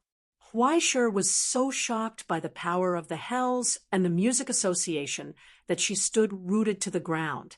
Who was Bach? He was the ancestor of all classical music theories. Even if he was not the creator, he was still the most important rule setter. Just like Newton in the field of physics, if there was a creator of music theory, he would definitely be the one. After that, there were not many people who were more important than him. In the end, the association had given her a copy of Bach's original work, and it looked like the product of Bach's hard work. Even with Weischer's legendary cello playing skills, she had improved after reading the original manuscript. It was really precious. No wonder the association could be recognized by so many calamity musicians. For performers who loved art, the association was simply a treasure trove. Weischer thought for a long time, cold sweat dripping down his forehead. Let me ask, could it be that the association— No, Mr. Bach was not a sublimator. Although his ability was not inferior to any creator, his artistic achievements were not recognized by the people at that time. The skeleton said regretfully, it is said that he refused the association's recruitment before he died, and his consciousness did not sink into the Silver Sea. Instead, he was taken away by an unknown existence and received eternal sleep that no one could disturb. Weischer was silent for a long time and suddenly felt a little pity and relief. Indeed, if a creator like Bach could continue to live, who knew how many more miracles he could create? However, since such a person had chosen to face death, then he was naturally worthy of eternal peace and quiet. Now, it seemed that the association had probably expected Weischer to do this. Otherwise, why would they send him a score that was most suitable for cello adaptation? They were obviously hinting, little brother, look, Hell music has such a promising future. It includes insurance, housing, and year-end bonuses. It's a pity that a young talent like you doesn't go to hell. Okay, feeling the enthusiasm of the association, Weischer's expression could not help but twitch. You're going to go all out with me, right? I'm the clerk of the Book of Destiny, a traitor of celestial genealogy. Do you think I'm afraid of you? You're just a sugar-coated bullet that erodes my fighting spirit. If I eat the bullet, I'll spit out the sugar-coated bullet. Arya? Weischer looked at it for a moment, then let out a long breath. Okay, lend me a zither. When do we start? Anytime. The skeleton bowed gratefully, and the wisps flickered. In the blink of an eye, the scene in front of Weischer changed, and he found himself in a huge warehouse. A dust-proof box opened in front of Weischer, revealing the body of an ancient zither lying on the sponge.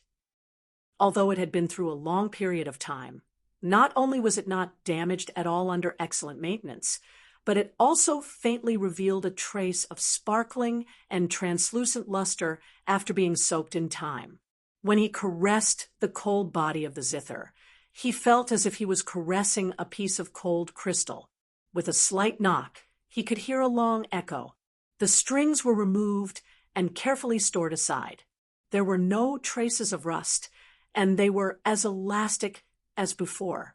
Moreover, the materials seemed to be extraordinary. Whether it was the twisting technique or the preservation process, it was perfect.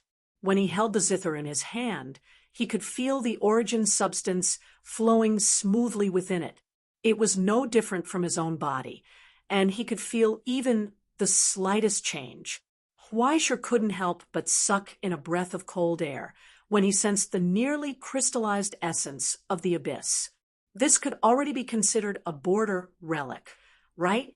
Good zither. Huaisher sighed with emotion.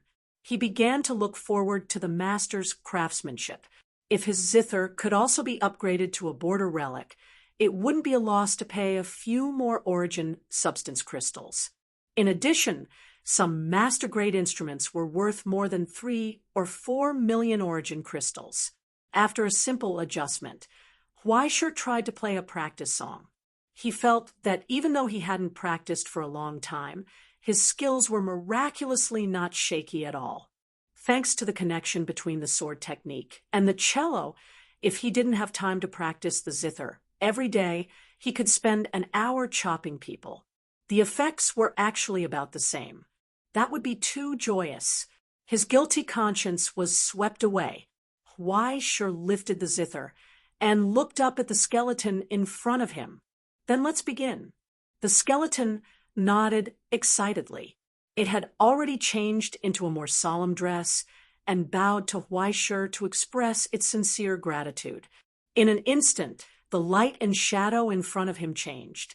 In the darkness, a beam of light shone down and fell on Huaisher's shoulder, illuminating his hands and the bow in his hand. He was already on a huge stage, and in the empty audience seats below the stage, the old skeleton had already taken his seat and was sitting upright, waiting quietly. It was the first time he was playing in such a formal place, but the place was actually in hell.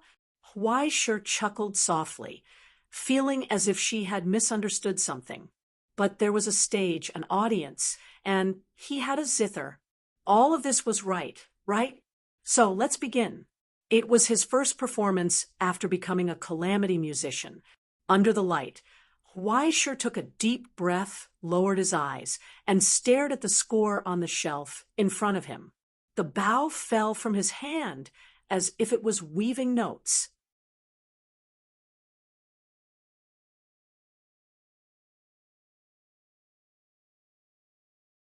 Following his careful movements, the first strand of soft music rose from the strings like a cloud and spread in all directions, carrying a low melancholy and joy as it danced in the air. In the audience, the old skeleton couldn't help but straighten his body and lean forward. The wisps in his eye sockets trembled with excitement. He wanted to move forward, wanted to stretch out his hands, and couldn't wait to bathe in the rain of compassion. The cello solo transformed from Bach's String Suite, the Song of the G string, that Huaisher improvised based on the model in front of him, began just like that. The cello in Huaisher's hands was humming in a low voice. A mellow and gentle melody slowly emerged and spread through the air. It was not violent or intense. Instead, it was as tranquil as spring water. It gently covered everything, smoothing out the restlessness and uneasiness, causing all souls to return to peace. Just listening quietly made the dead, who should have died, long ago shed tears. It made all souls in pain feel at peace.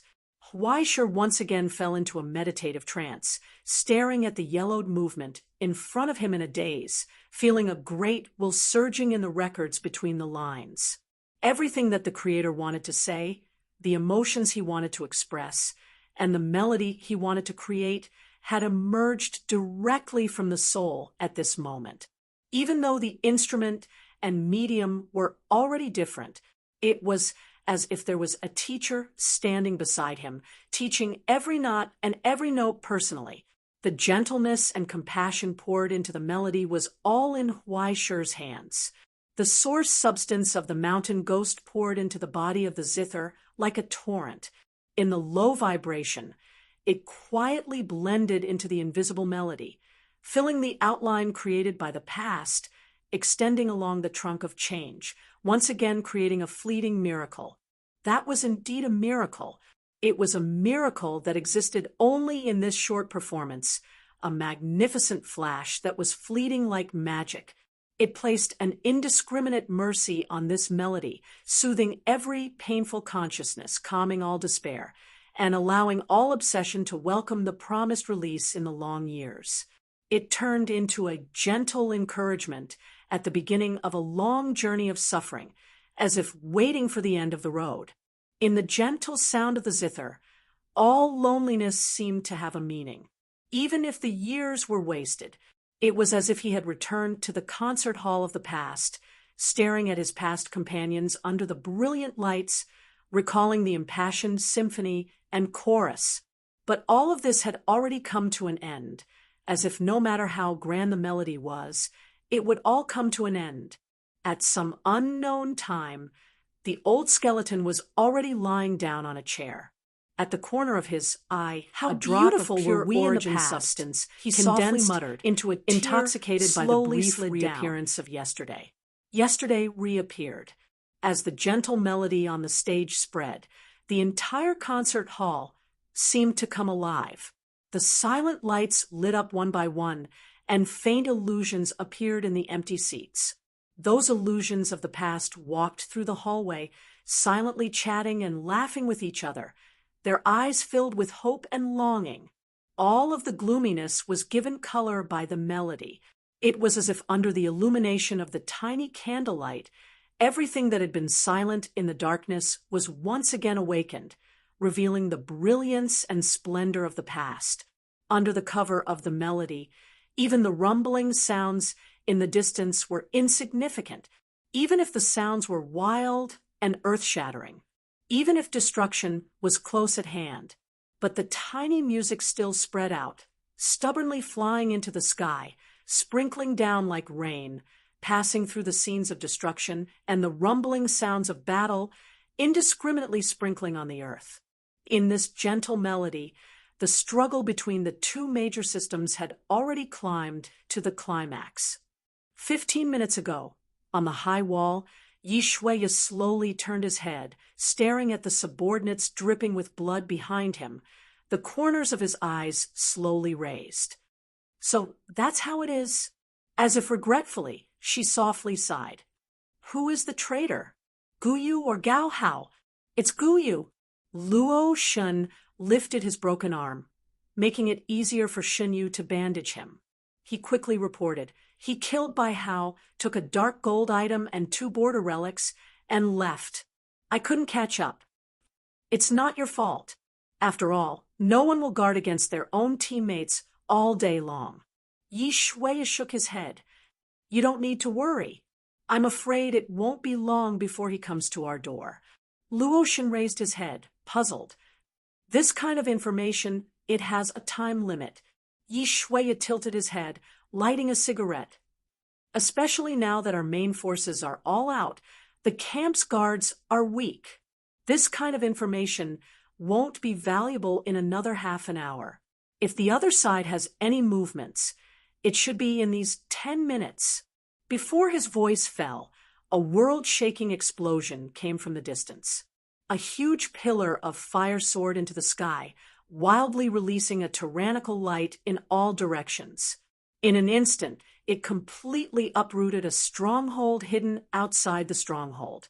Immediately after, there was a second, a third, and even a fourth. In the end, under the cover of the 4 pillars of fire, the entire Ginza district was already sealed within. It's here. Yi Shuiya lifted his eyes, revealing a happy smile. It was as if his entire person had become excited, impatient. After enduring for so long, he could finally have a good fight with someone. Chapter 264. 20 minutes ago, on a tall building outside the Ginza district, the man named Guyu put down his binoculars. His face changed, and his expression became sluggish. After a long time, a bone-white mask appeared on his face. On it was a face that seemed to be in deep sleep, but it was lifeless. It made people want to avoid it. But after Guyu's face was removed, the mask seemed much more lively.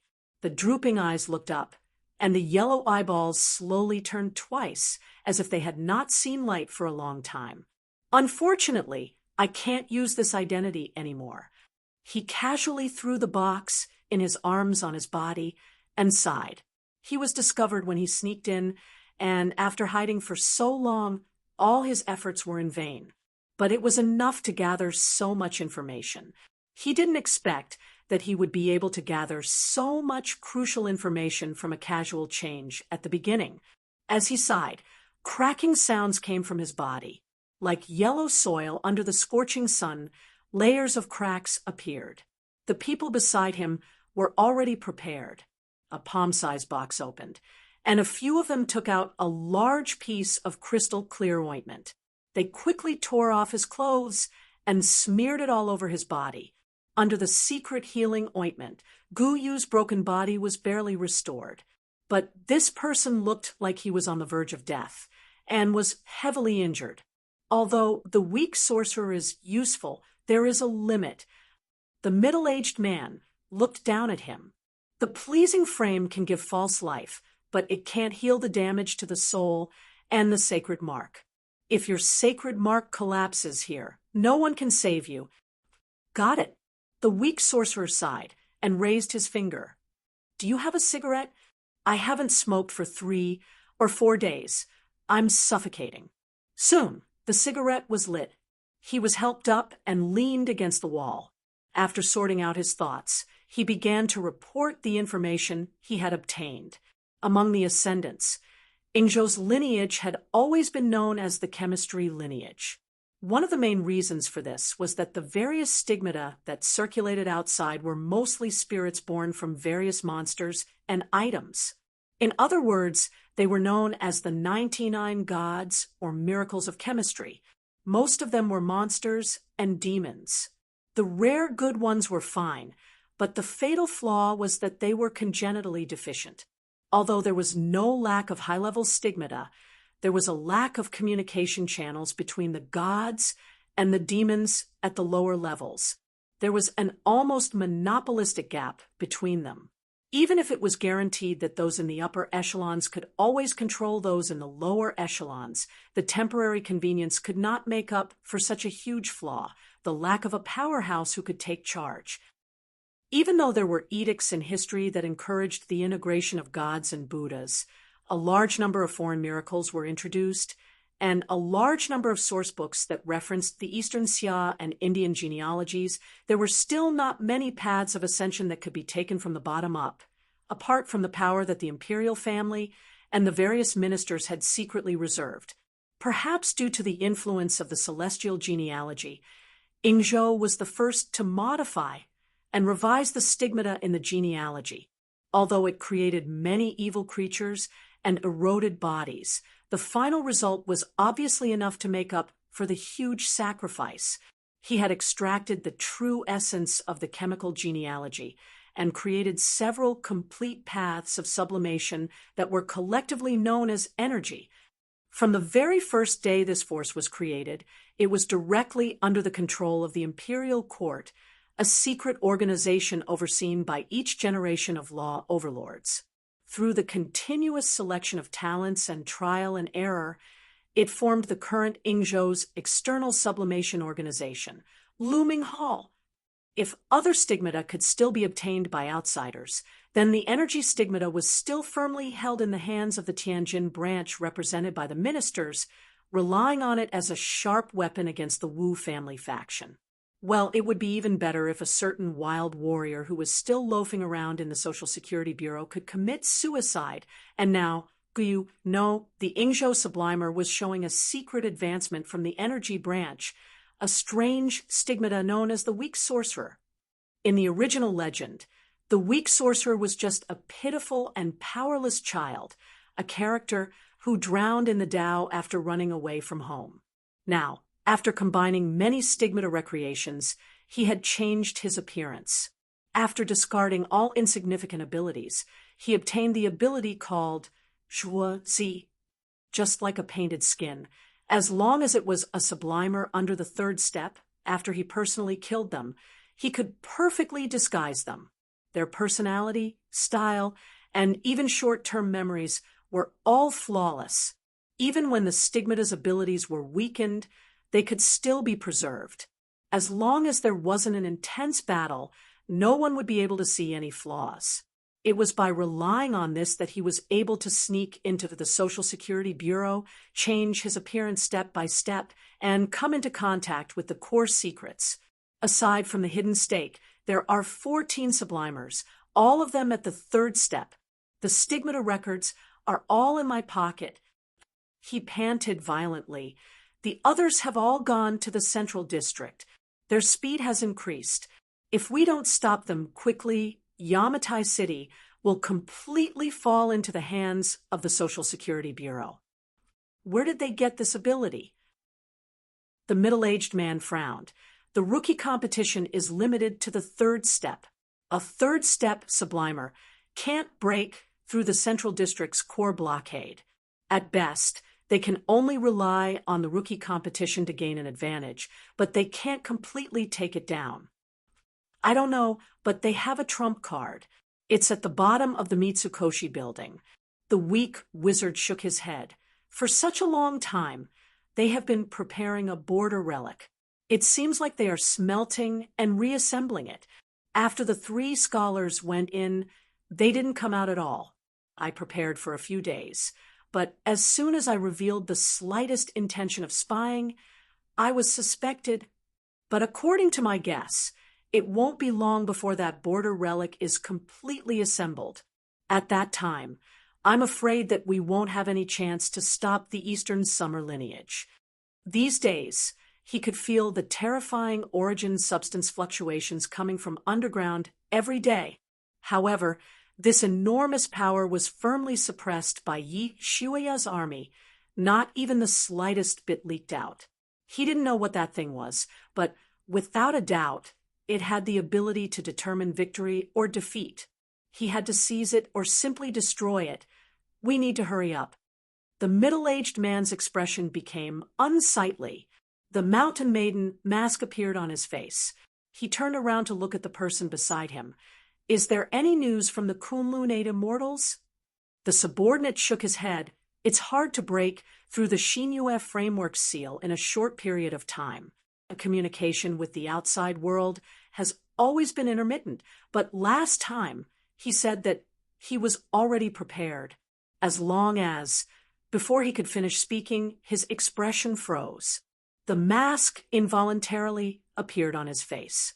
The sinister Yiksha's demonic face constantly changed, and a crack actually appeared on it. Behind him, a formless vortex formed from interweaving clouds slowly spread out. In an instant, a crack appeared in the Shinue framework seal. However, this crack was too small, and only a single strand of origin substance could pass through. The mountain maiden was overjoyed. She glanced at the subordinates beside her and waved her hand. 2 people immediately threw themselves into the vortex, becoming a part of it. Thunder rumbled as the vortex expanded. The origin substance that had emerged from the vortex could be described as an ocean. It descended from the sky like a waterfall, pouring into the Yiksha's face.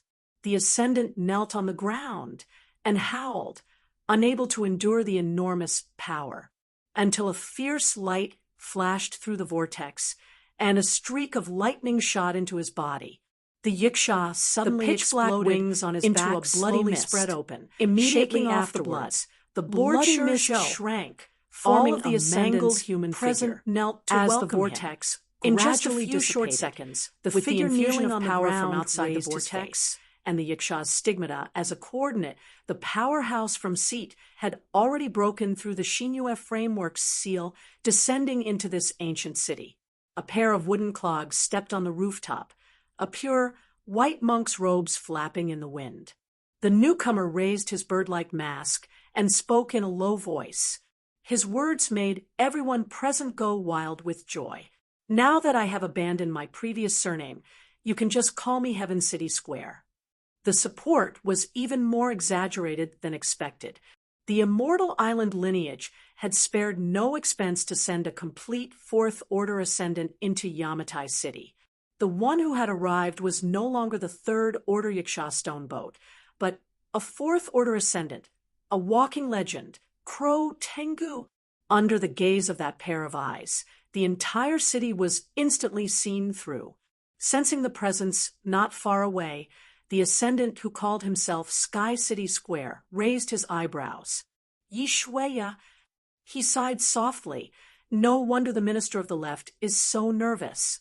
That woman is indeed not an easy opponent. Just as well, let me get rid of my depression. As an ascendant who was also active in the borders, Yiksha's stone boat had won a lot of fame and could be said to have achieved a lot in battle.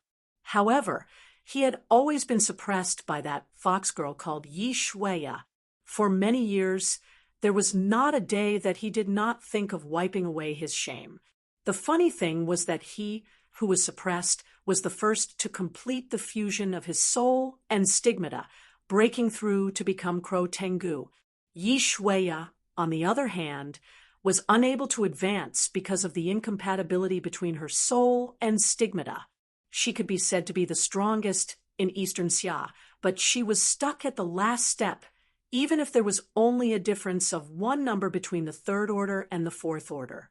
However, the difference in quality between ether and starseed was more than that of clouds and mud. The difference couldn't be measured. However, after seeing that their opponent was Yi Shueya, Sky City Square was still extremely alert. After all, she was once a strong opponent. Moreover, in the legends of the borders, that woman had a battle record of defeating a fourth order ascendant. Even if it was just a legend without any basis, it still proved the extent of Yi Shueya's ferocity. Otherwise, how could she be elected as the number one in the new generation of Eastern Xia lineage? He had to go all out and quickly settle this.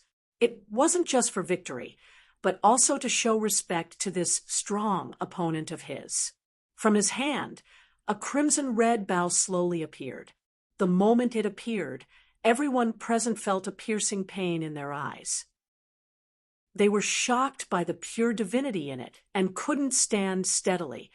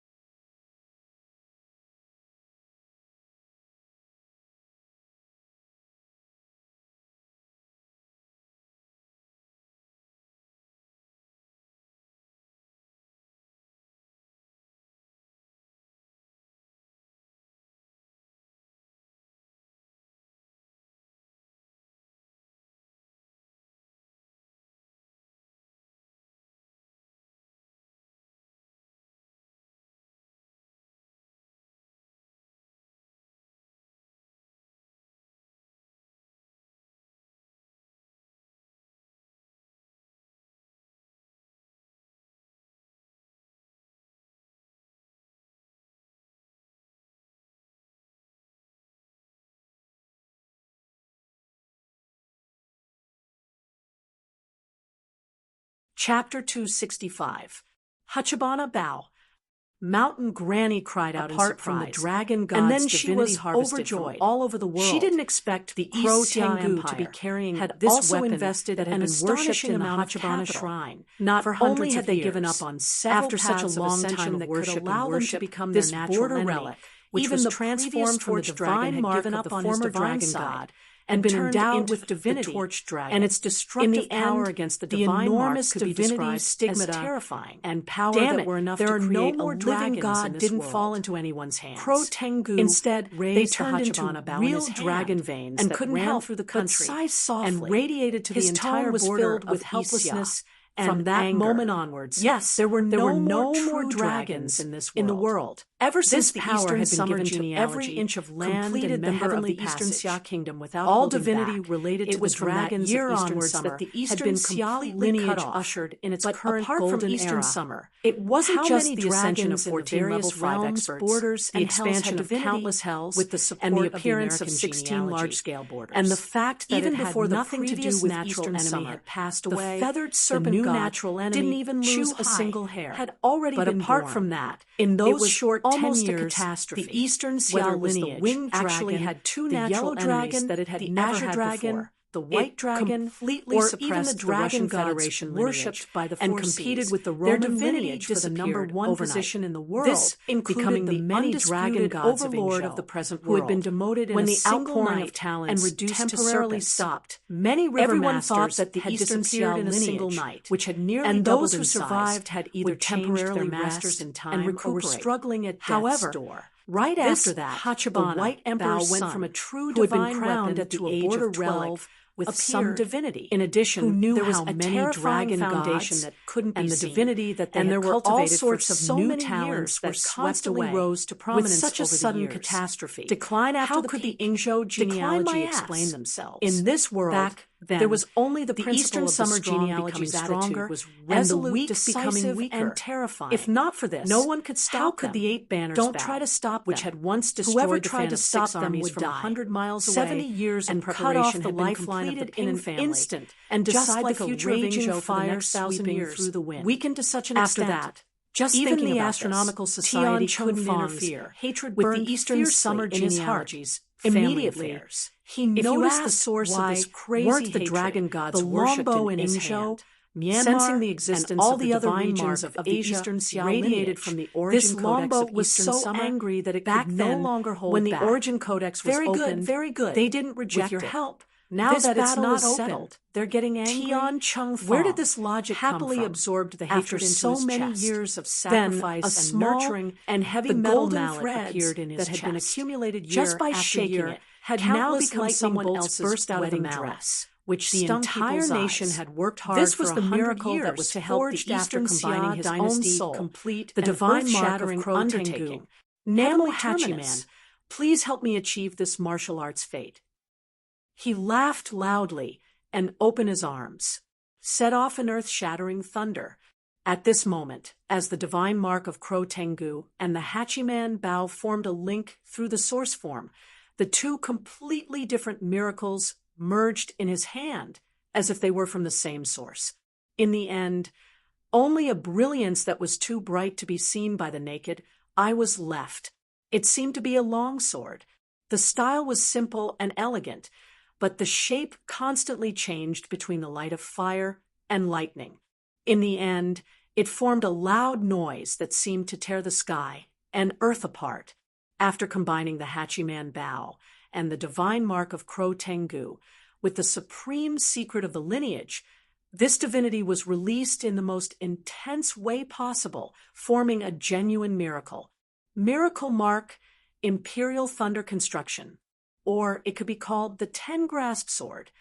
At this moment, as the Ten-Grasped Sword was raised and slashed down, a gust of wind rose and whistled.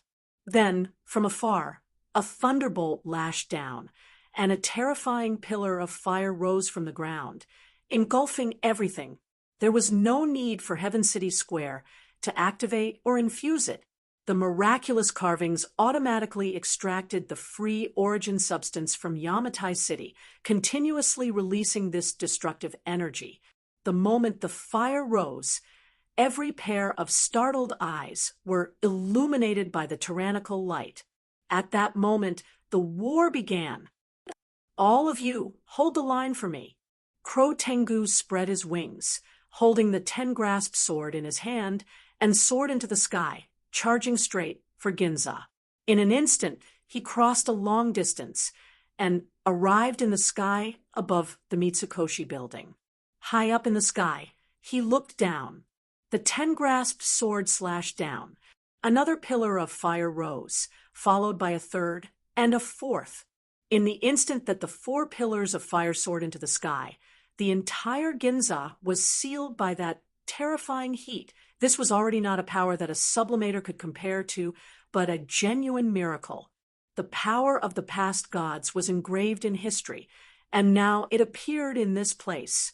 The power of the miracle mark brought about complete destruction, tearing apart the outer defenses like crushing dry weeds and smashing rotten wood. Then it slashed down towards the Mitsukoshi building, which was shrouded in layers of dense fog. Miracle mark. Huh? It's hard to deal with. In that instant, Yi Shuya raised his eyebrows. Amidst the terrifying flames that descended from the sky and rose from the ground, he raised a finger and waved it horizontally. Countless dense fog suddenly enveloped Ginza, and then quickly dissipated. The entire Mitsukoshi building had already disappeared without a trace. Then, following the flicking of Yi Shuya's 10 fingers, countless traces that were hard to distinguish with the naked eye flew out in a crisscross pattern, enveloping the entire Ginza area. With the support of the Green Hill Army, she was able to obtain a nearly endless source of origin substance for herself to squander. In an instant, the entire Ginza turned into an illusion. Then, the soul ability was activated. Farewell. After a long period of brewing and change, the soul ability that was almost on the verge of a metamorphosis revealed a terrifying power here. Following the drawing of her fingers in the air, countless white lines like spider silk crisscrossed in the sky above Ginza. They were so thin that they were hard to notice, but they were so straight that not even a millimeter of error existed. Then the Ginza parted. Yi Shuya's soul ability was very simple. It was only to separate 2 things, as if the 2 things had never been together. But such a pure effect applied. On such a huge scale, it formed a terrifying change. The entire Ginza was cut into pieces by the crisscrossing white lines, and then chaotically pieced together by the Heart Moon Fox's illusion. Front, back, left, right, up, down. All directions lost their meaning, and there was no difference between inside and outside. The tyrannical flames of the 10 grasped swords fell from the sky, but following Crow Tengu's slash, it sprayed out from the right side of the Ginza, sweeping across, burning all the tall buildings in the distance to ashes. Futile. Crow Tengu sneered. This is not like you. Yi Shuya, how long can you hide? How long can the Green Hills illusion last? How long can your ability last? Who knows, maybe it's longer than you can support the miracle engraving. Yi Shuya revealed the side of her face from the countless shattered mirrors. She smiled resplendently. This is called defending and waiting for reinforcements. A good woman like me can advance and retreat. Wait until the Astronomy Association reinforcements I call for arrive. I'll immediately come out and kill you. Ridiculous. Sky City Square sneered. It would be strange if the Astronomy Association interfered in the struggle between the Eastern Summer and the Ing continent. But for some reason, when she said this, Sky City Square felt a faint uneasiness in his heart. Perhaps it was the shadow of the past, or perhaps it was just a simple premonition. In the midst of the fierce attack, he suddenly waved his hand and ordered the other looming hall subordinates. I will hold off that woman and send you in. Next, you just need to find the thing hidden at the bottom. Don't worry about anything else. Mountain Maiden nodded. It was time to go all out. the ascendants that had been temporarily recruited from Sodom and Rinxiatang's teams, in addition to all the members of the looming hall, a total of more than 40 ascendants instantly gathered in one place. Immediately afterwards, the mountain elder pulled out a large stick from behind her back and infused it with origin substance. A chilling, solemn aura began to rise from the stick. Immediately afterwards, a line of pitch-black words appeared on the body of the stick. Unfortunately, because it had been so long, only the 3 words "Soul of the Navy" could be seen. The rest could not be seen clearly. This was the most precious border relic that the looming hall had obtained from this operation. However, its ability was not to kill enemies, but to strengthen their own people. As the large stick was raised, the person at the front took off his jacket. Mountain Maiden took a deep breath and yelled, "Origin!" The large stick fell. The ascendants' faces instantly turned ashen. Immediately after, their bodies began to swell, as if they had really been injected with their origin and courage. Origin substance fluctuations overflowed from their bodies, and the power of the sacred mark became unprecedentedly active. After one, there was a second. After injecting 10 or so people with their origin, Mountain Maiden collapsed to the ground, exhausted. Naturally, there were others who came over to continue her work. In just a few minutes, all of the ascendants had received the injection of their origin. After knowing shame, they became even more courageous. It was as if they had eaten an all-nourishing pill. Their faces were all flushed red, and they could not wait to throw themselves into the battlefield. Preparations were complete. Sky City Square nodded. The 10-grasped sword in his hand suddenly retracted all of its light and slashed forward.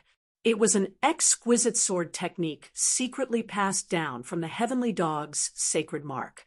The Heavenly Dog had won. Immediately after, an illusion opened. Chapter 266. In the legends, Crow Tengu was more famous for his swordsmanship other than his various strange techniques. 1,000 years ago, there was a saying that Crow Tengu had passed down his swordsmanship to the original meaning scripture. 1,000 years later, the Yingzhou swordsmanship that had been passed down to this day still contained a lot of the essence of Tengu. Although the later generations could not hope to reach the terrifying level of attainment of the founder, there were still secret techniques from the new dark school. The 6 secret techniques that came from the same source as Crow Tengu were known as Tengu Sheng, and could also be recorded as Tengu copied. At this moment, Heaven City Square displayed his most proficient technique of the 6 techniques, the Thunder Continuing Blade. After accumulating power for a moment, the 10 swords swept past. The illusion of green hill shook, the fog suddenly dissipating, revealing the silver platform that intersected into a maze. After a long time, a line of slash appeared in the air along with a burst of electricity. The Thunder Continuing Blade was known for its lightning-fast speed. Even though its destructive power wasn't as great as Swallow Flight or Tengu's profundity, a single slash of the blade could cut off a wisp of light from an illusory illusion, turning reality into illusion, and vice versa. It was specifically designed to counter large-scale origin substances like illusions. Ever since he became Crow Tengu, Heaven City Square had been practicing this technique day and night. It could not be that he did not have the intention to one day be able to hold his head high against Yi Shuya.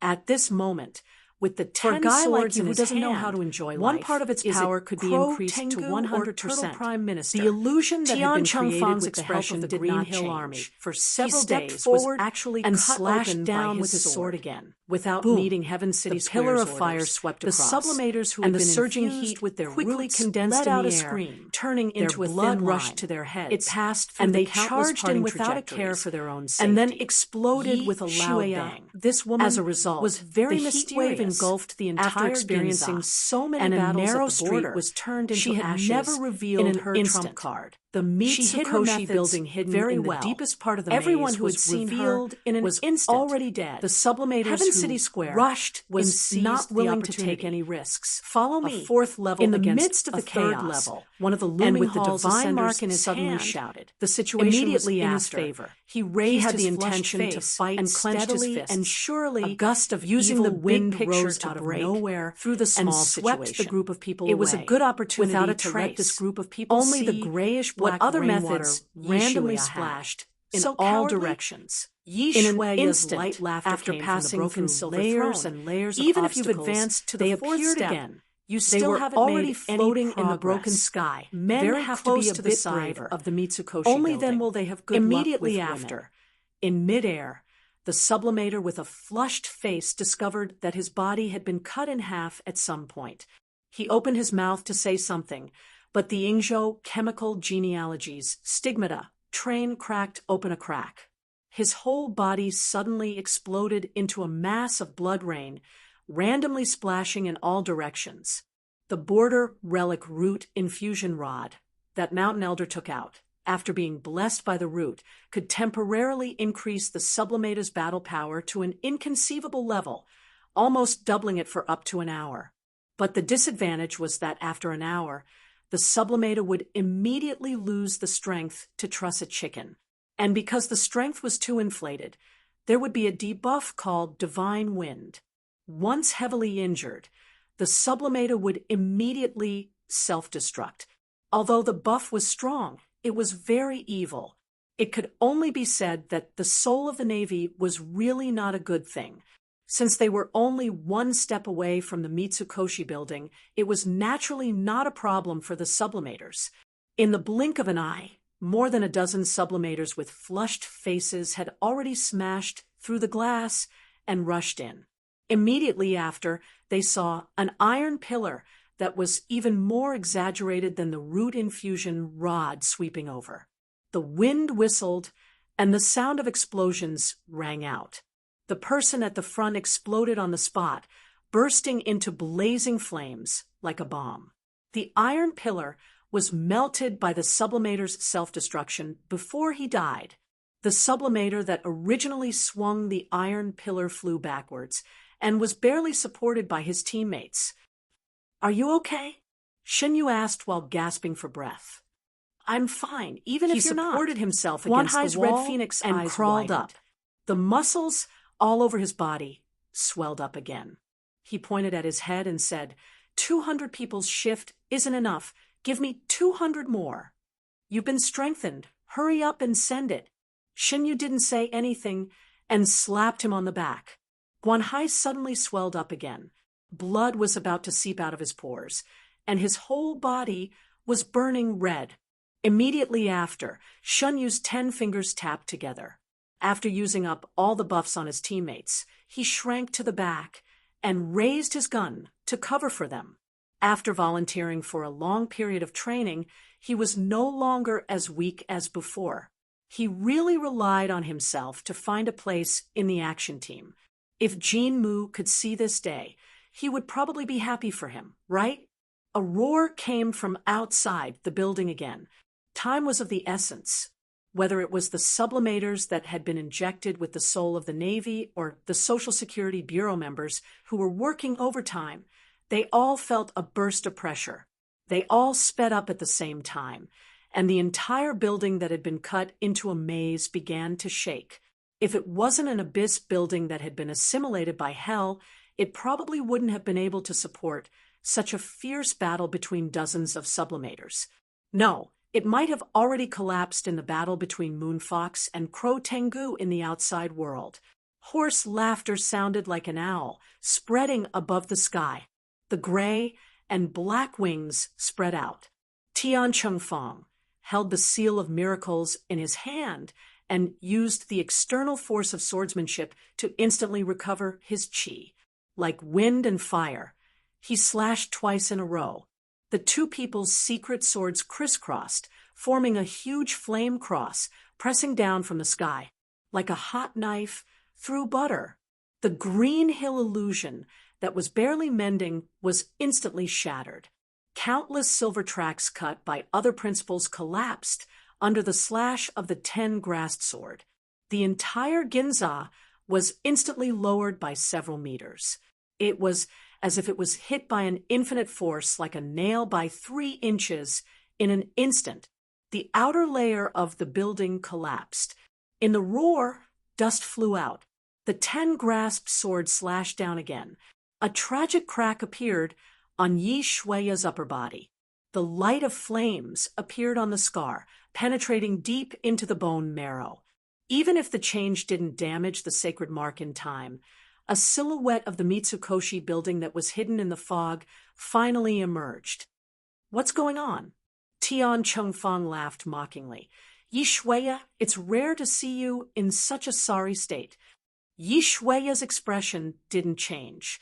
He only raised his eyes to look at the enemy in the sky and sighed softly. "Tengu? There are similar names in the 28 constellations, but they're not the same thing." The 10-grasped sword slashed down.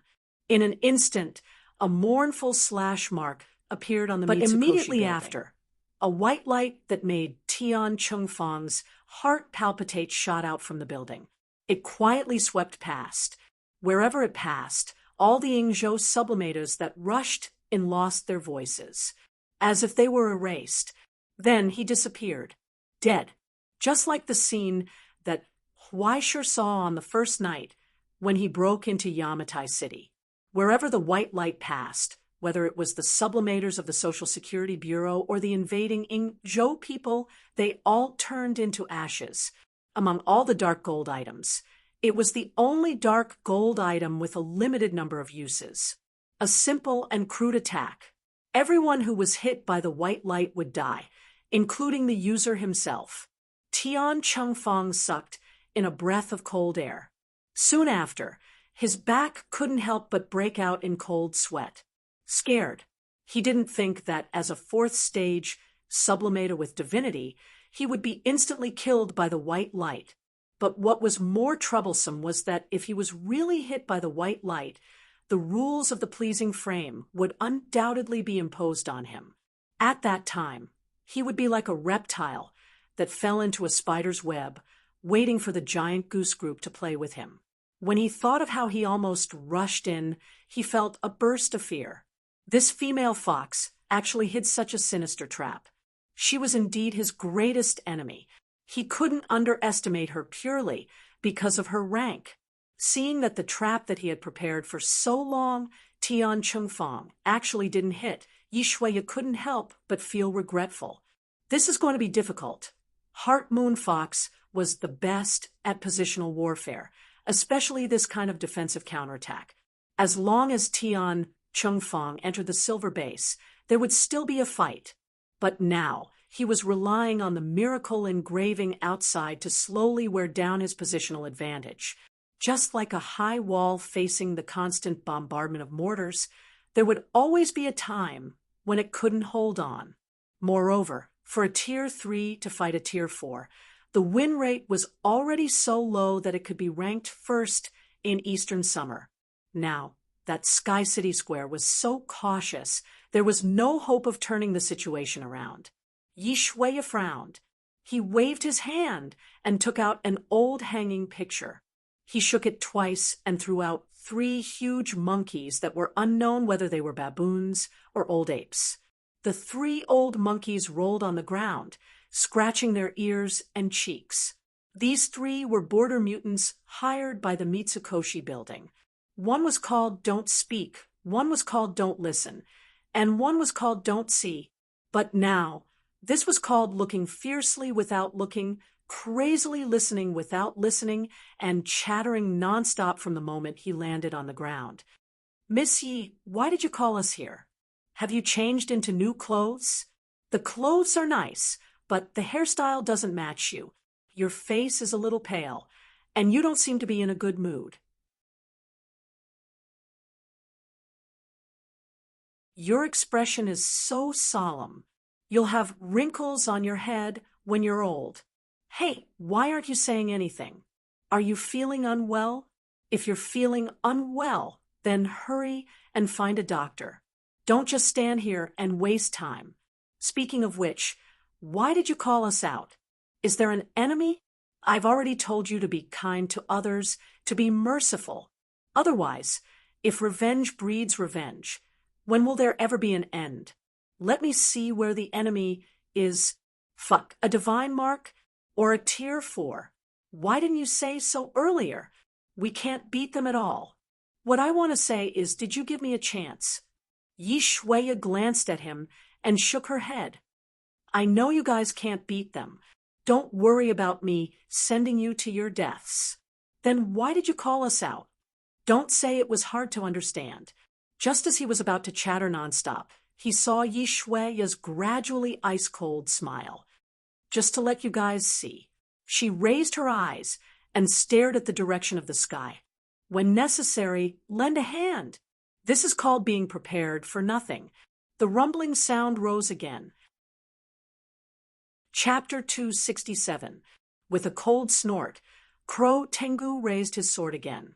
A pillar of fire fell from the sky, piercing through the silver throne. It burned a hole in the middle of several buildings, separating them from the Green Mountain's illusory realm. With a cry, a small fox staggered out of the void. The fur on its upper body was scorched. It leaned on her leg and softly whimpered. Okay, I got it. Yi Shuya picked it up and gently stroked it. Tell everyone there's no need to hold on. I'll bring up the rear. Retreat immediately. Granny Sue won't blame us. The small fox stuck out its tongue and gently licked her finger. It jumped down and limped a few steps before turning back to look at her. It wanted to go with her, but it only saw Yi Shuya wave her hand and smile. I'll go in a bit. Don't worry. The small fox whimpered and silently disappeared. Immediately after, following the retreat of the Green Mountain's army, the fog that enveloped the silver throne quickly dissipated. Piece by piece, the illusory realm dissipated. At that moment, inside the building, the mountain elder finally broke through the layers of illusion and broke into the core of the underground secret room. He felt the violent fluctuations of origin substance and was immediately overjoyed. Lord Sky City Square, I found it. He impatiently rushed into the basement. It's here. As if he could empathize with the joy of I've touched it, Heaven City Square suddenly let out a long laugh. In an instant, his pitch-black wings folded up, and his entire body merged into the flames of the ten-grassed sword. With a sudden slash, he forcibly tore through Yi Shuya's illusion and rushed into the silver throne. He aimed at the mountain elder's coordinates and threw himself in, straight into the core. Immediately after, he saw the mountain elder's body split into pieces. It was as if he had been hit by a huge force. His entire body turned into blood and was crushed into mud. It was evenly spread across the wall in front of him. It was impossible to dig it out. However, in the excessively large basement, there were no traces of any border relics. There were only broken pieces of metal on the ground that carried faint fluctuations of origin substance. It was as if they were remnants left after being completely devoured. In between the pieces of metal stood a young man. He held an iron rod in his hand and was excitedly poking at the pile of meat on the wall. When he heard the noise, he turned around. A curious expression appeared on his handsome face, and his voice was gentle. May I ask what advice this friend has for me? Tian Chung Square stared at him in astonishment and frowned. Just like Yi Shuya, he was a third-tier sublimation realm cultivator. His origin substance was well contained and not scattered at all. He was already at the peak of the third-tier sublimation realm, but he was still far from Su Chen's level. Don't hear, don't see, and don't speak. The three old apes helplessly screamed and instantly disappeared in the wind. Then they reappeared around Tiancheng Square. One monkey covered his eyes, one monkey covered his ears, and one monkey blocked his mouth. The 3 border mutants from the depths of hell instantly sealed his eyes, mouth, nose, and all 6 senses. Then they began to paddle. He couldn't beat them, so he could only kill time. Being able to block them for a while was already doing his best. The 3 of them only treated him as a weak and powerless old monkey that could still eat. They were extremely slippery. If they could rub against him, they wouldn't enter. In the short gap, Yishuya raised her eyes and looked at the young man beside her. Sun Fang, what about the things I gave you? Have you finished eating? I finished eating. Sun Fang pointed at the iron scraps on the ground. Over 20 border relics, not a single one is left. It's rare to be so full. That's true. After all, you relied on equipment to reach the peak of the 3rd rank. Yishuya nodded and asked again, then what are you waiting for? Are you waiting for me to send you off? No, cough. Sun Fang hesitated for a moment. He didn't have the domineering aura that he had when he swung his iron rod at people. After a while, he asked with a red face, I say, little Shui, we've known each other for so many years. You see, I can be considered an acquaintance. How about after this mission, you consider it? I won't. Yishuya shook her head and flatly refused. Sun Fang was stunned for a moment. Why? Talking about feelings while working, planting a flag when saying goodbye, not speaking clearly when confessing, you have all 3 of the things I hate the most. We're not suitable. Yishuya shook her head and straightforwardly said, at most, I'll treat you to a meal when we get back. That's fine. Sun Fang bitterly laughed, a trace of hope rising in his heart. I know a pretty good place. Bring everyone along. Yishuya didn't wait for him to finish speaking and added another sentence, completely cutting off his little thoughts. Then he took his dog life. Yes, kill a single dog. With a wave of his hand, Sun Fang's head fell to the ground. But following Sun Fang's death, his corpse didn't disappear. Instead, a resplendent light, like a star, slowly rose from within. Following Yishuya's pull, it fell into her hands. When Sky City Square finally got rid of those 3 damned monkeys, this was the scene she saw when she opened her eyes. Oh, you're awake? Yishuya grinned, revealing a slight smile. Unfortunately, it's too late. Then she held the divine mark, which was as bright as a star, and stabbed it into her chest. A rumbling sound erupted. Origin substance that had accumulated to a terrifying extent swept out from her body, spreading in all directions. Finally, it soared into the sky, tearing apart gloomy clouds and stirring up a frenzied hurricane. In front of Sky City Square, she implanted the divine mark of the 3 Rivers ape into her own body. She was courting death. No one's body could contain 2 different divine marks at the same time. Even if they came from the same source, it was impossible. Even if they were conjoined people, it was impossible. And in the instant that the 3 Rivers ape's divine mark entered her body, the Heart Moon Fox's divine mark also awakened. Under the inexhaustible origin substance fluctuations, the 2 perfect divine marks sensed each other from their slender bodies. Immediately after, they flew into a rage. They each turned into a projection of stars, colliding with each other. The glorious light of the collapse of stars lit up in her eyes. So blazing. Sky City Square sneered, preparing to enjoy the scene of Yishuya's body exploding and her soul shattering. But immediately after, he saw countless brilliant and pure starlight rise from Yishuya's body. Under the illumination of the starlight, Yishuya's long hair fluttered in the air. The boundless origin substance fluctuations suddenly contracted, forming 2 completely different silhouettes from her chest. Sky City Square opened his eyes wide in disbelief. Those were 2 completely different divine marks. No, at this moment, the Shang residence, formed by the Heart Moon Fox, and the Ginseng residence, formed by the 3 Rivers ape, the two divine marks actually had some kind of connection. They completely dissipated, merging into Yi Shuia's soul, becoming a part of her. We don't meet in life. Moving is like participating in business. Facing Crow Tengu's shocked gaze, Yi Shuia grinned, extremely handsome. Who said participating in business doesn't meet? In that instant, the transformed soul awakened from the light of the stars. In the overlapping starlight of the 7 mansions of the Azure Dragon and the 7 mansions of the White Tiger, all the origin substance accumulated over a long period of time was completely digested in an instant. From behind Yi Shuia, countless stars rotated.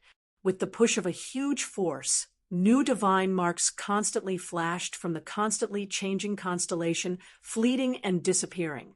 It was like a madly spinning roulette, jumping without any pattern. It was unknown where the needle would land in the end.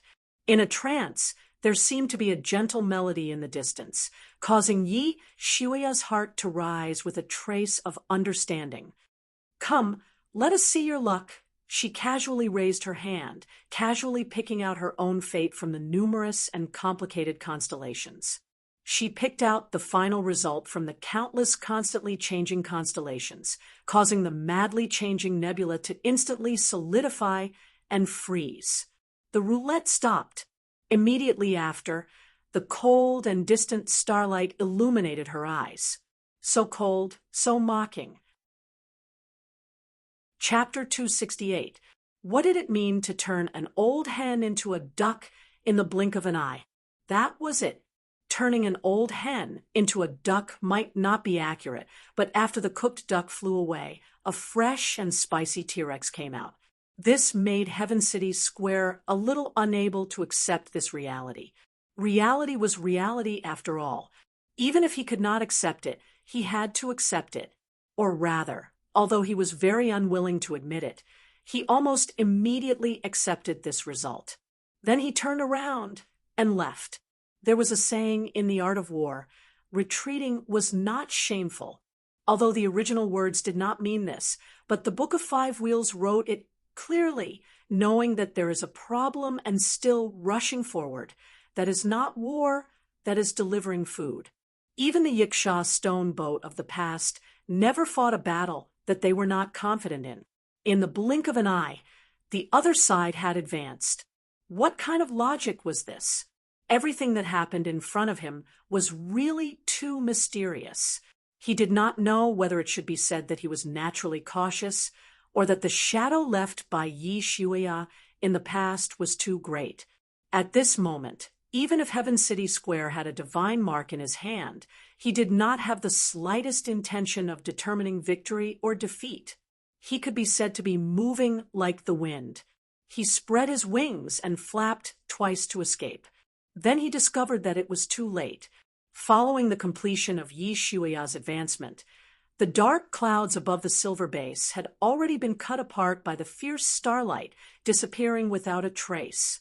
Replacing it was the hanging Big Dipper, sprinkling down cold light like iron. Is the Eastern Summer Genealogy determined to eat us? Heaven City Square turned his head and coldly stared at Yi Shuia. He could not help but sneer. You call yourself a great country in vain. In the end, in order to fight over this hell, you did not hesitate to use such sneaky methods.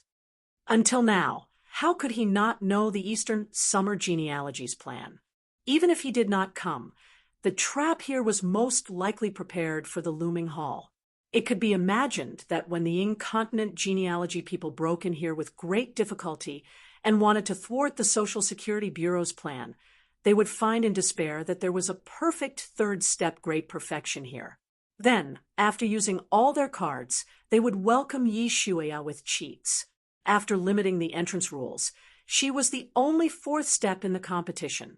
At that time, whether Yamatai City was chaotic or not, would it not be up to her to decide? Speaking of despicable words, shouldn't it be the same? When Yi Shuia heard this, he immediately ridiculed. I didn't ask you to send him. Moreover, the rules of the competition are here. Everyone is standing on the same starting line. The person who broke the rules and sent a tier 4 in is not us. You still have the face to say that others are despicable. The last ashes pointed to a figure walking in an alley. Heaven City Square's eyes widened, as if afraid that others would recognize his true identity. The person was shrouded in a black robe. Even his face was covered. Not a trace of skin was exposed. He carried a huge backpack on his back and held a map in his hand. It seemed like he was looking for a place. Under the guidance of the feather, he instinctively felt the other person's hidden aura. He also felt that the other person had something hidden in the backpack. That thing could save him. Crow Tengu's single remaining eye flashed with a hint of determination. There was no need to complicate matters and get entangled with that ascendant. He would leave after taking the item. He couldn't easily start a fight. After making up his mind, Crow Tengu, who had been hiding behind the clouds, swooped down and transformed into a dark shadow as he swooped down towards the mysterious man. It was as fast as lightning. However, at that moment, the mysterious figure seemed to have sensed something. He suddenly turned around and frowned under the mask. He waved his hand. In the air behind him, the silhouette of a steel giant suddenly appeared. As its master raised his head, the steel mask covering his face suddenly opened, and two sharp antennae extended to both sides. Immediately after, the pure white armor covering his entire body suddenly flipped open, and from within it, a blazing scarlet light that made one feel uneasy. Oh, oh, oh, oh, oh.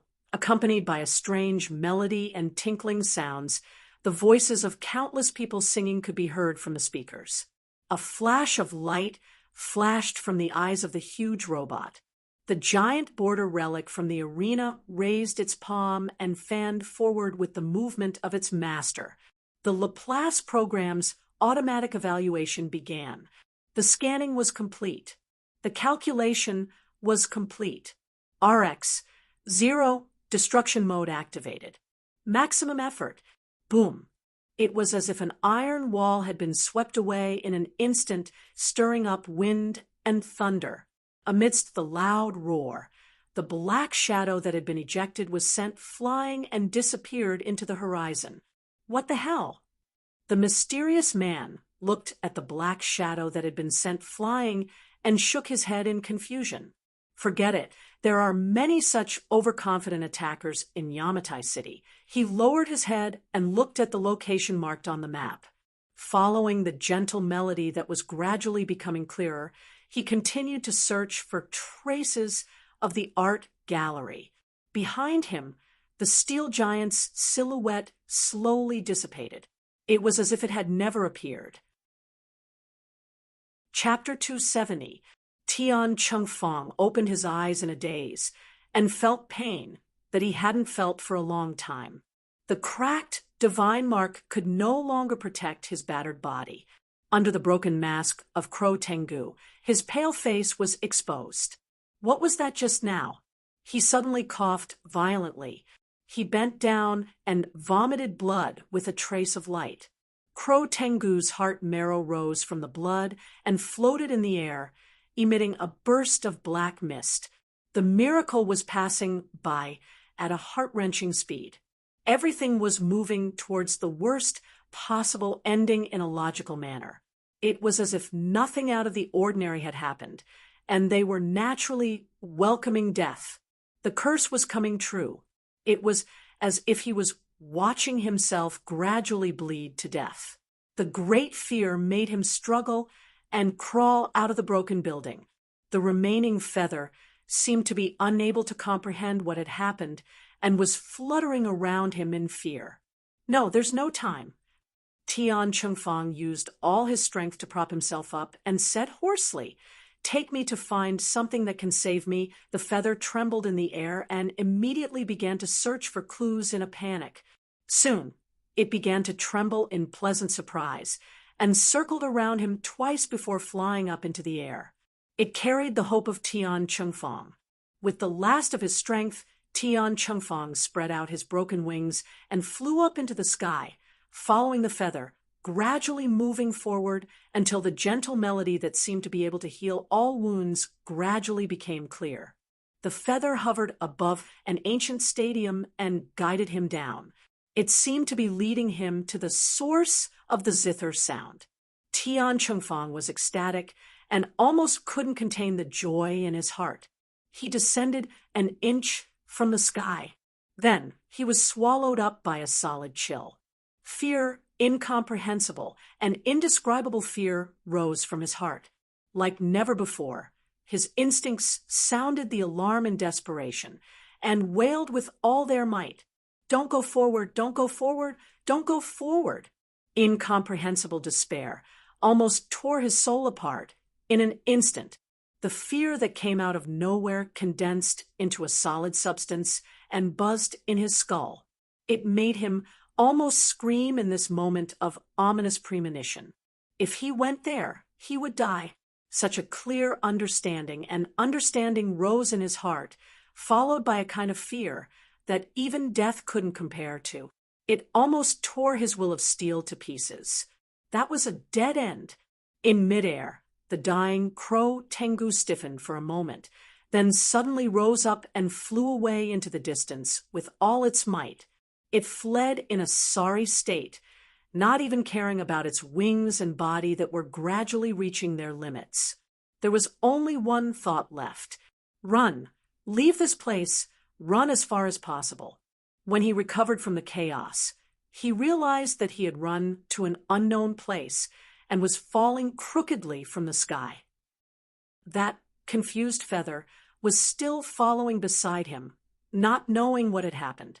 Amidst the loud noise, he fell to the ground in a sorry state, smashing into the broken storefront and gasping for breath.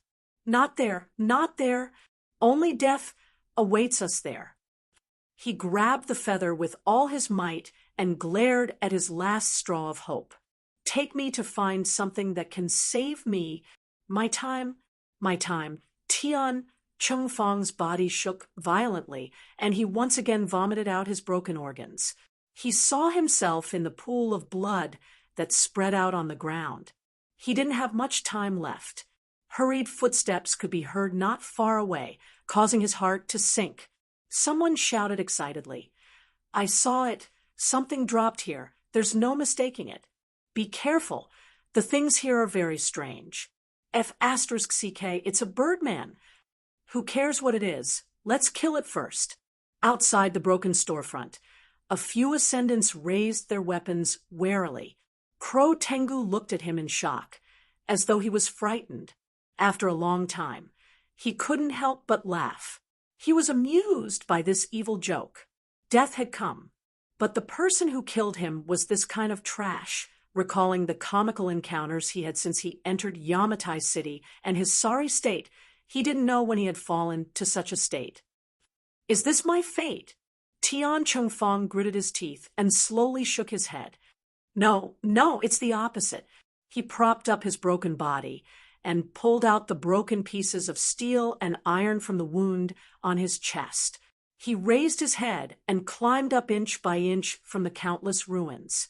He roared at the person in front of him. "Now, it's not time yet, not yet." He took a step forward and faced the bullets coming at him. He raised his only arm and closed his 5 fingers like a knife, cutting down the iron light. "You dog-like thing, are you worthy of killing me?" Perhaps he would die. Yes, but not now, not here, and it shouldn't be this kind of thing. Tengu roared. An invisible force emerged from the casual wave of his hand, forming an illusory blade on his arm. It cut through the bullets with ease. For so many years, he had broken through the limit in front of him. He had stepped into the legendary state of the pinnacle. The real Tengu. If it were any other time, he would be wild with joy, right? However, right now, his heart was completely calm. Like ironstone, he only stepped forward, brandishing his crisscrossing sharpness as he galloped at an extremely fast speed. In the blink of an eye, he passed by the ascendants. Behind him, blood spurted out and dyed the narrow street red. He staggered and knelt on the ground. More and more blood flowed out from his face and wounds, forming a tragic and uneasy trail behind him. He couldn't die yet. He couldn't. He had to go back alive. Tiancheng Feng gritted his teeth, propped himself up, and staggered forward with the help of the wall. In a trance, he forgot where he was, and where he was, he just stubbornly chased after the feather floating in front of him. Step by step, he was like a walking corpse. After an unknown amount of time, the feather had dissipated in the wind. He was still moving forward. He numbly urged his tired body until he staggered and fell to the ground, unable to get up again. In his dizziness, there was the sound of soft footsteps gradually approaching. The person tilted her head and looked down at him, listening to his intermittent and persistent breathing. She bent down and stared at his disheveled face. As if she had found a treasure, she smiled in surprise. "You seem to be very strong." "Save me." Tiancheng Feng raised his hand with difficulty, trying to grab the corner of the white dress, but it was so far away and difficult to reach. Soon, a drop of sweet dew fell by his mouth. The dew, with a wonderful power, merged into his wounds, calling back his consciousness and forcibly pulling him back from the brink of death. He was saved, but the power of redemption stopped here. More. He gasped, reached out, and tried to snatch the bottle in the woman's hand. "Give me more. This is a very precious dark gold item." The smiling woman raised the bottle an inch and casually avoided his hand. "You want to take it away, with empty words. Don't you think it's too much?" Tiancheng Feng was stunned for a moment. He slowly raised his head and looked at the woman in front of him. She had a beautiful face. No, it should be delicate. She had a gentle smile that made people feel like they were bathing in the spring breeze. Her ponytail was slanted over her shoulders, and her white dress was spotless. She looked like she was going out to buy groceries. No matter what, she didn't fit in with this city. But only that pair of quiet eyes seemed to be hiding a darkness that the whole city couldn't reach. It was as if they were hiding something. It was unfathomable, but it made people instinctively feel fear. "Give that to me." Tiancheng Feng was silent for a moment and said in a hoarse voice, "I can give you anything you want." You can give me anything?" The woman seemed to be moved. She raised her eyebrows. After thinking for a moment, she immediately smiled.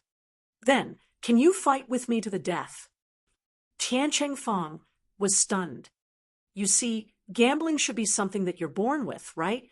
Let's use this as a prize." The woman got up and took a few steps back.